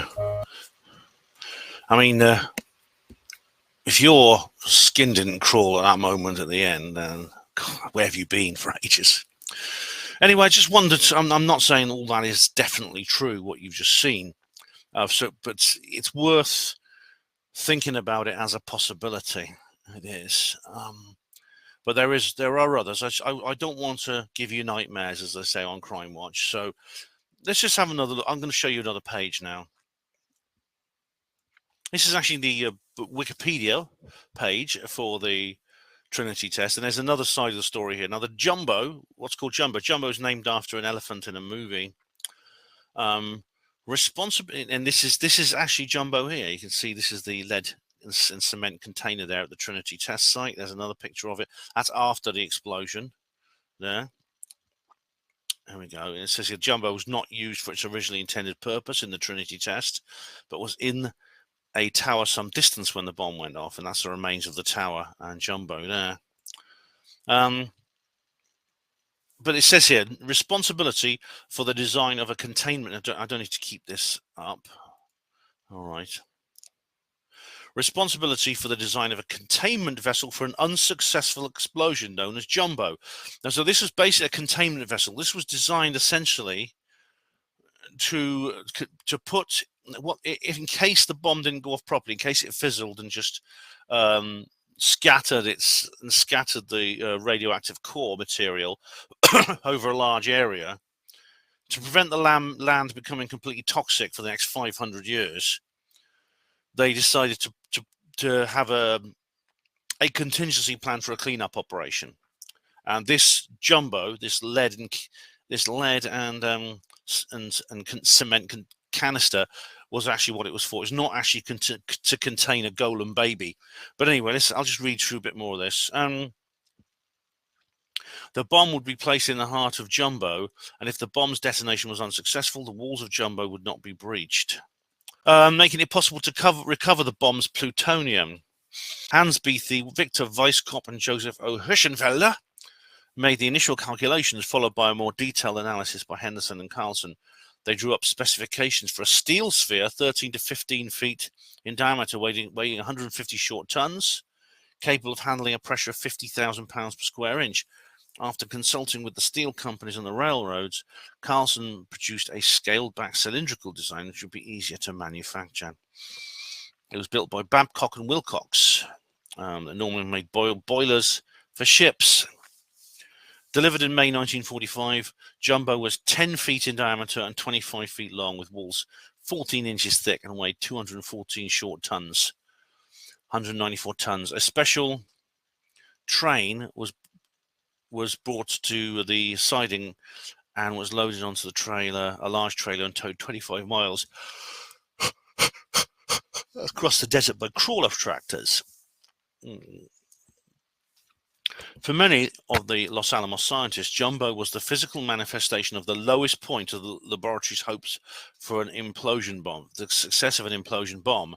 By the time it arrived, the reactors at Hanford produced plutonium in quantity, and Oppenheimer was confident there would be enough for a second test.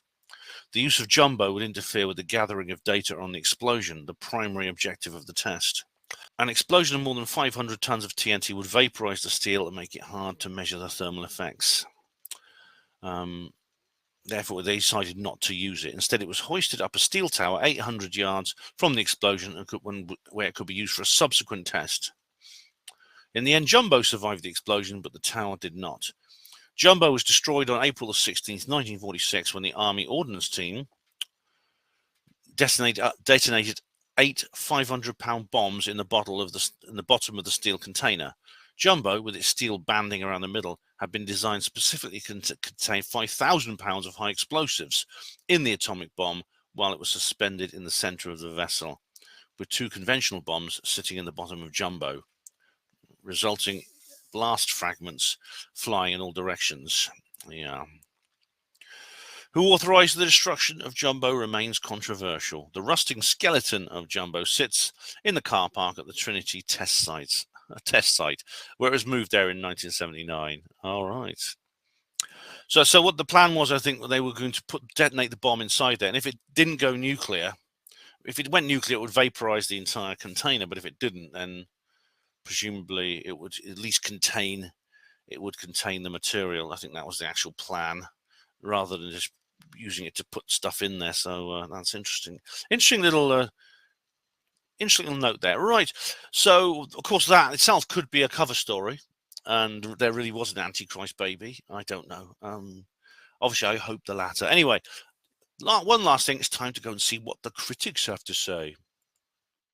Right, ladies and gentlemen, it is that time once again where I look at what the critics are saying, because, goodness me, they're so important, aren't they, those critics? What will we do without the critics? Now, I love that, by the way, I love that phrase, defying the critics. It's where the viewers go out there and they really enjoy the film and the critics all hate it. I mean, there's loads of films I could mention that I love and the critics hate, like I gave you some examples. The Avengers, the first Avengers movie was very good. Things like that. But it's still quite a sinister phrase, defying the critics, because it implies that the critics have some kind of authority when they don't. They're just people paid to give their opinions on movies, whereas people like me give our opinions on movies and we're not paid. So unless you want to buy my book, of course, £10, Roswell Rising, a novel of disclosure. No more plug-in. But anyway, as always, I've read no reviews of any description of Oppenheimer before I went to see it. Now I've seen it, I can look at the reviews. And as always, let's just start with The Guardian. I know you guys love this because I can do the voices. You love the voices I do. It's The Guardian. Support The Guardian. Fund independent journalism with £5 a month. Go fuck yourselves. It's not independent. Wendy-eyed. Oh my goodness me! She's so progressive. It says here, Oppenheimer review. Christopher Nolan's volatile biopic is a towering achievement. She's giving it 4 stars. As the father of the atomic bomb, Cillian Murphy is a 20th century Frankenstein. That's interesting. She says calls it that because that kind of ties in with what Christopher Everard says. Because Frankenstein was like an occultist. Funny enough, the story of Frankenstein by Mary Shelley is not unlike the one that Chris Everard talks about in that particular movie, in that particular video. So yeah, interesting that. Whose catastrophic creation unravels across a tangle of timelines in Nolan's expansive drama. It's billed as a biopic of theoretical physicist Robert Oppenheimer, dubbed the father of the atomic bomb, but biopic seems too small a word to contain the ambition and scope of Christopher Nolan's formidable, if occasionally unwieldy latest. Unwieldy, I don't know if that's the right word. Oppenheimer is a dense and intricate period piece. It is dense. It is certainly dense and intricate, played out in a tangle of timelines. I must say, the tangle of timelines did make it hard to follow. I mean, even the use of monochrome in some of the scenes, as I said, was because of that, as it's in order to make things a little bit clearer. It weaves together courtroom drama, romantic liaisons, shagging in other words, laboratory epiphanies, and lecture hall personality cults. But perhaps more than all of this, Oppenheimer is the ultimate monster movie. Cillian Murphy's Oppenheimer is an atomic age Frankenstein. Yes. So yeah, she's. It's interesting that they use that term Frankenstein. Yeah. It is like a man captivated by the boundless possibilities of science, realizing too late that his creation has limited capacity for destruction. Yeah, there's a line in the film where he says, "Oh, they thought I wouldn't destroy the world. Well, I have." But the thing about it is, though, it didn't destroy the world, but it changed the world forever, without a doubt. Yeah, I'm just gonna scroll down a little bit. Ultimately, I won't actually read every single piece of this. Here we go. Ultimately, however, the monster in this story is not Oppenheimer's invention, but the appetite for annihilation that it unleashes in mankind. What? Isn't that interesting? She uses the word mankind. That's a very politically incorrect phrase, which the Guardian never use except in a pejorative context, something derisitory. It's like man's fault. The person who spray painted a dead whale on a beach, man's fault. You see, you always use words like humanity or humankind. It's politically incorrect, not gender specific. But when you you can use politically incorrect language in a negative sense. So you can use the word mankind when you're talking about an appetite for annihilation, unleashing. You see, it's it's interesting, that, isn't it? It says here she actually quite likes the effect that Molyneux didn't. In fact, Murphy's physicality as a whole is one of the most potent weapons at the film's disposal. He seems impossibly light, a theoretical idea of a man in contrast to the robust certainties of the military figures he works alongside. Let's have a look. But it's he is. I think they based the character slightly on, as I said, Alan Turing in terms of the way he's depicted by Benedict Cumberbatch. It says here, a knotty mesh of structure. That's true. Time in Oppenheimer doesn't feel entirely linear. There are moments, in particular a pivotal encounter with Albert Einstein, that seem unmoored from the rest of the film. Nolan's films frequently require a couple of viewings to unravel fully, while it lacks the baffle factor of Tenet. Oppenheimer is no exception. Well, yeah, It got a clenched fist waiting for something to punch. That's how they describe Matt Damon. Because it's toxic masculinity. Yeah. Oh, God, here we go. Here we go. There are other problems. The cursory treatment of the female characters is one. Oh, dear. Oppenheimer's mistress, Jean Tatlock, as Florence Pugh, the actress, gets short shrift. And Emily Blunt, as Robert's wife, Kitty Oppenheimer, spends much of the first 2 hours mutinously clutching a martini on the edge of the frame. Oh, dear. It's not enough women. Why don't they just go the whole hog and make a woke remake then? You know, instead of calling Robert Robert Oppenheimer, call him Mrs. Roberta Oppenheimer, and have a woman playing it. Better still, a black woman, no, a black transgender woman. How about that, Guardian? It's interesting. See, this is really very interesting because this is the same reviewer who used the word mankind, like I said up here. It's always look out for little things like this when you're reading these sort of left-wing media outlets, because they do that. They use language with full Orwellian aplomb. They really, really do. Anyway, I don't have to read anymore. I'm not going to read all of this. There's a good reason why not to support The Guardian. There are a million good reasons why not to support The Guardian. Anyway, that's The Guardian done. Okay, let's move on to what's next. What's next? We have here. Oh, The New Yorker. All right. Now, I actually cut and pasted the article because unfortunately it slips behind a paywall after a certain amount of time. So I'll read the. Whoops, come on in. I'll read you the what I cut and pasted. Oops, is that working all right? Should be. Yes, it's working. Okay, Oppenheimer is, this is my, apologies to any New Yorkers who, if I do the accent really badly. Oppenheimer is ultimately a History Channel movie with a fancy ending. Christopher Nolan's biopic is so intent on being a morality tale that it misses the protagonist's complexity. Well, I suppose that's kind of what Molyneux was saying, wasn't he? Leaving the theater after seeing Oppenheimer, I was tempted to call it a movie-length Wikipedia article.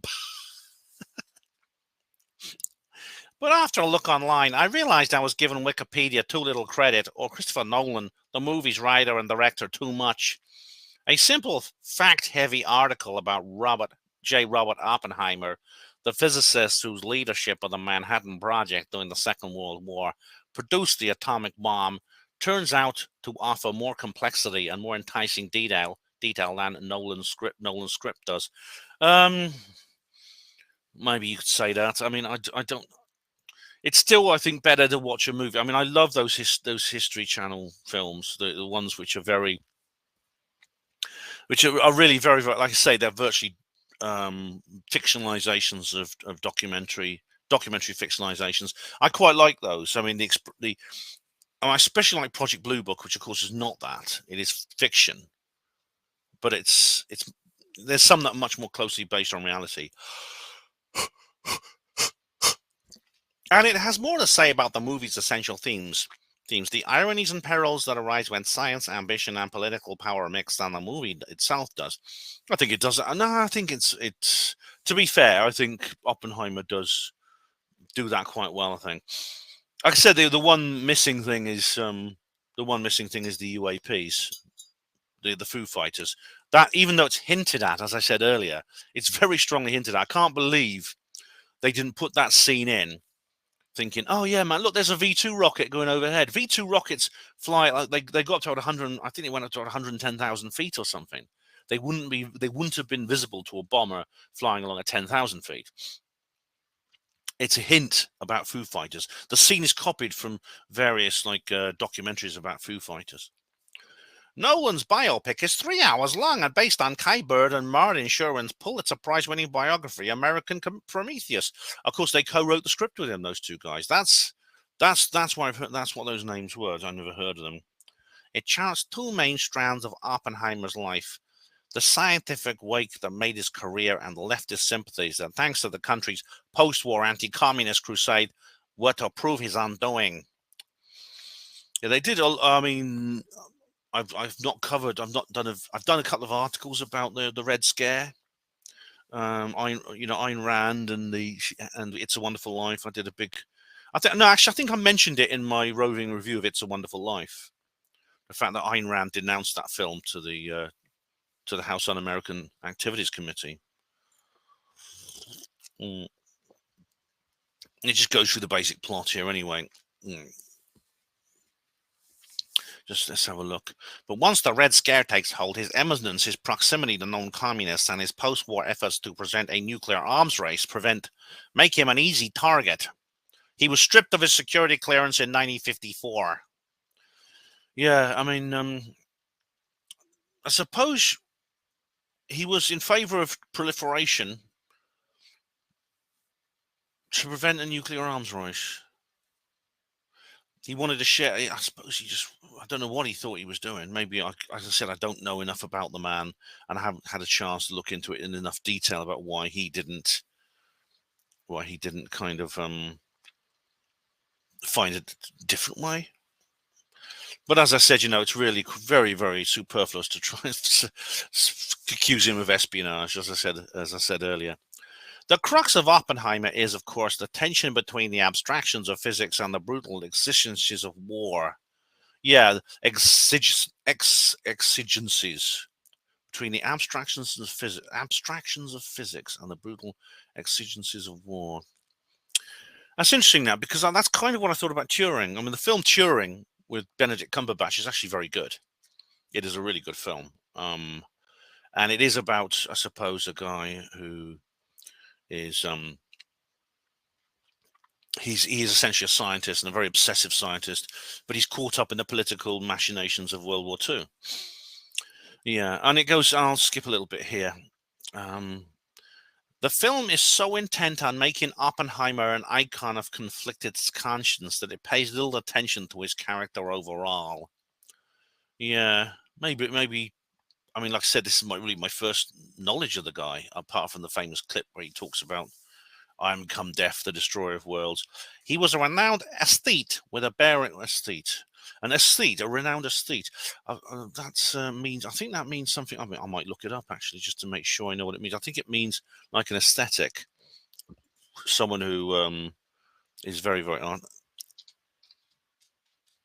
aesthete. Dictionary. Aesthete. A person who's appreciative of and sensitive to art and beauty. Oh, right. Okay. That's interesting to know. He was an aesthete, a renowned aesthete, with the bearing so charismatic that his students would try to emulate it.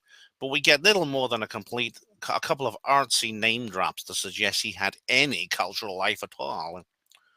Yes, I suppose.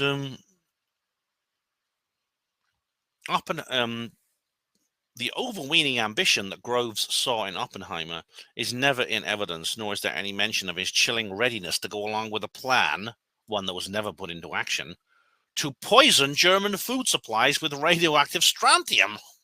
Did he really? Oh my God. And there's no glimpse of the ailing Oppenheimer, who suffered from tuberculosis and joint pain, even when running Los Alamos. Yeah, and of course, they didn't cover the last decade of his life. He died in 1967 of cancer. Yeah, I think it's interesting though that I find it interesting that I like the kind of like nostalgic element of the whole thing, because as it said it explains. I read the Wikipedia article on the film. They used minimal special effects. They did use some green screen and special effects, but they didn't use as much as they could have done. A lot of the background, was real scenery. When they could have easily just put in a green screen and some pictures, and they didn't do that. So maybe there is a kind of like Luddite movement within cinema. The fact they shot it on film, as I said last night, which I wouldn't have known unless I'd stayed for the end and actually kept watching right through the credits. Okay, now we're going to go to Empire. Now, what's an Empire voice? I know, Empire voice. Oppenheimer review. That's it. Oppenheimer review. While being interrogated about the supposed communist links, J. Robert Oppenheimer, Cillian Murphy, reflects on his achievements and mistakes as the architect of the atom bomb, and they're giving him 5 stars here. 5 stars. They didn't just give him 4 stars like Mzz'd, because it didn't. The women were put to one side. This guy doesn't care. Oppenheimer is not. This is by Dan Jolin. Who the hell is he? It's not an easy movie. To say its subject matter and theme are inherently downbeat is something of an understatement. I don't know if that's is that a proper Empire voice? I don't know. Just seems to fit. It flings you into a very specific, crowded world and refuses to hold your hand. That's a good way of putting it, actually. It flings you into a very specific, crowded world and refuses to hold your hand. That's a very good metaphor and a very good way of describing it. And it's true. With a notable absence of date or location providing subtitles. That's true. Yeah, he didn't actually give... There was no captions at all. Now, as it happens, there were captions on the...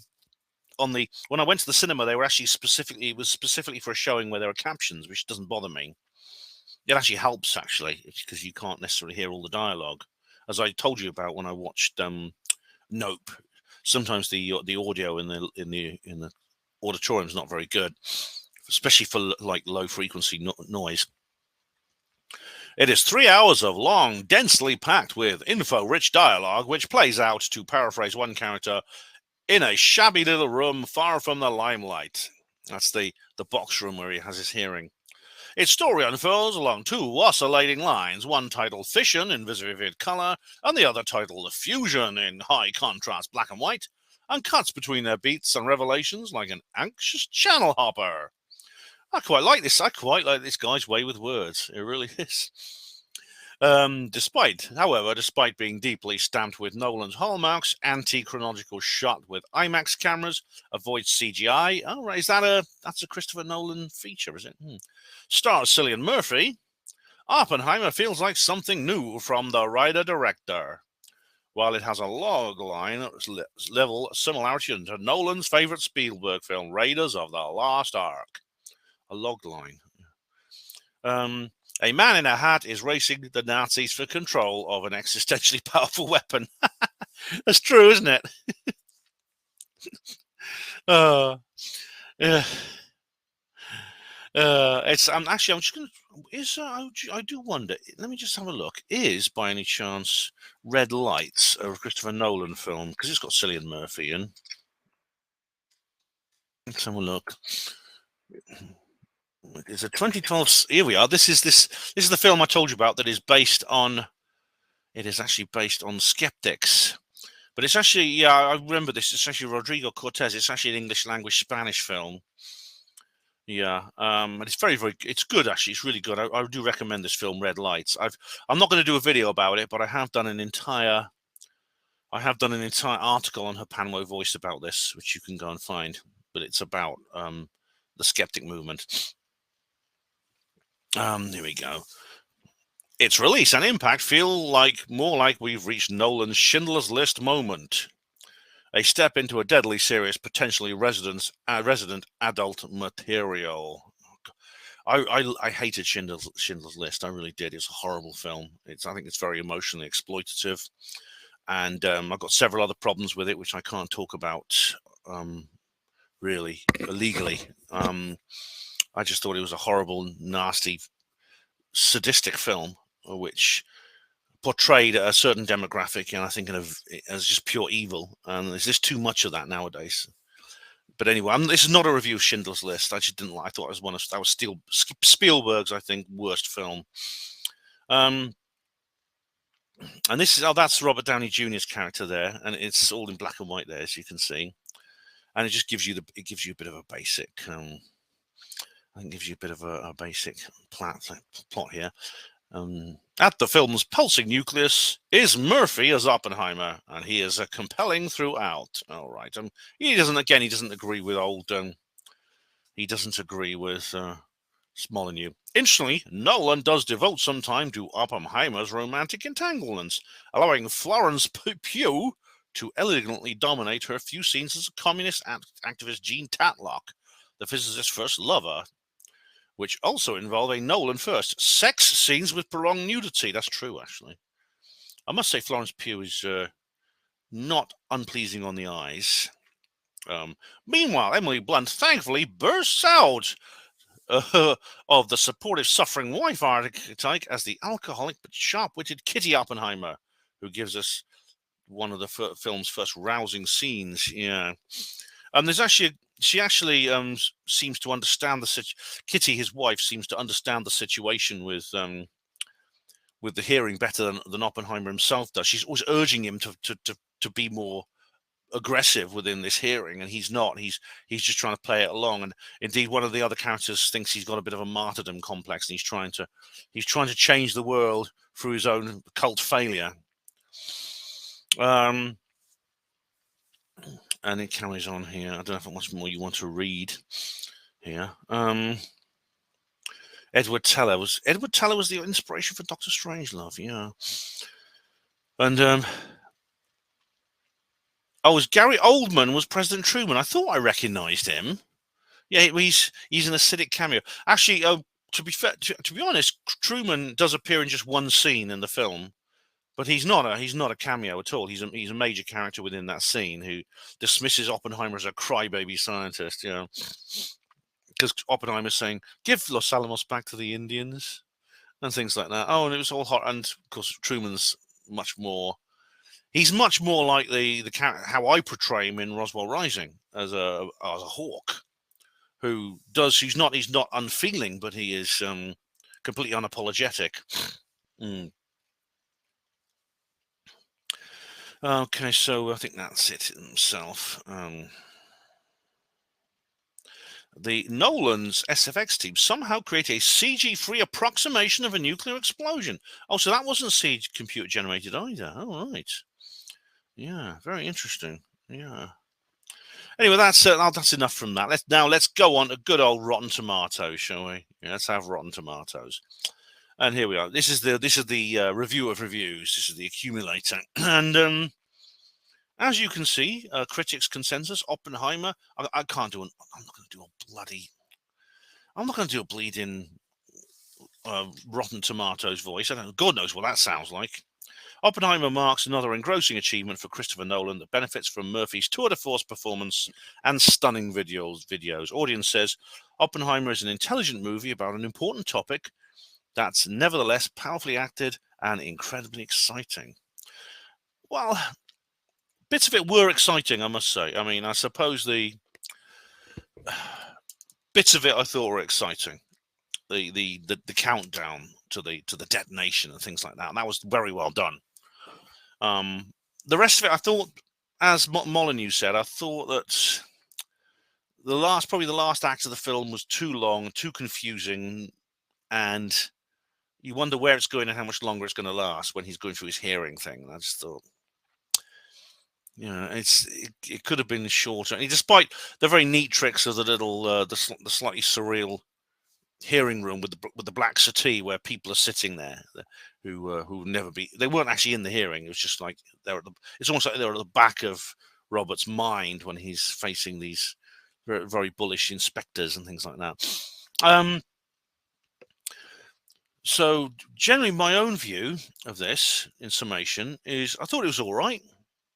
The film was okay. I'm no urge to watch it again, not least because of its length. But I thought it was quite well done. I don't know enough about the subject matter to say for sure how accurate it was or how fair it was on the terms of the characters and the plot and the actual the theme. But there were certain things I said were notable by their absence, and maybe it was the things that Christopher Everard talks about in that film. Maybe that it would be interesting to see a fictional account of that. And also, I think maybe rather than just having this little scene hinting at the Foo Fighters situation, maybe having the UFO element brought into it, because as Paola Harris and Jacques Vallée have said in their latest book, I've not read the book yet, but I have listened to them talking about it. There, UFOs actually appeared at the Trinity test site. Local people saw them. Jacques and Paula have interviewed those people who were they were children at the time, and now they're in old age, but they remember it. It will be, and Paula herself said on social media that this is the elephant in the room. This is the absence of this speaks volumes. So, and I don't know if that actually occurred to Christopher Nolan and the other writers. Maybe not the writers of the book didn't want that put in there because I think the book was written before all this kicked off. I don't know. Anyway, that's my roving review of Oppenheimer. Now, next video. When's the next video going to be? It's going to be a while because I'm going away again. Yes, I am. I'm on tour a lot this particular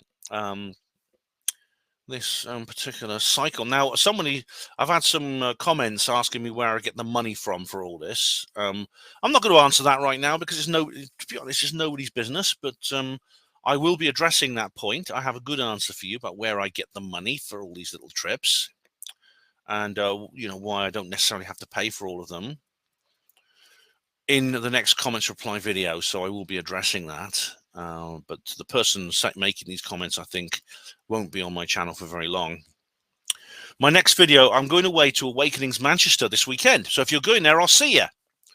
I'm leaving on Friday, back Monday. So there will not be another video now till at least probably next Tuesday. So it's about a week. Or there'll be no video from me now for about a week. The next video may well be my reportage of. It may be my reportage of the Awakenings Manchester, or it might be something else. We'll have to wait and see, because it's too early to tell. So I'll be quiet for a while. I'll actually be away for 4 days, but I will be back. So don't go too far because I might pop back. I might pop back unexpectedly between now and then, on a live stream or someone else's channel. So keep an eye out for those as well, because I know there's going to be people filming. I won't be the only person making a video about this particular event. So thank you all of you for watching HPANWO TV once again. Hospital Porters, pride and dignity. Stop the New World Order.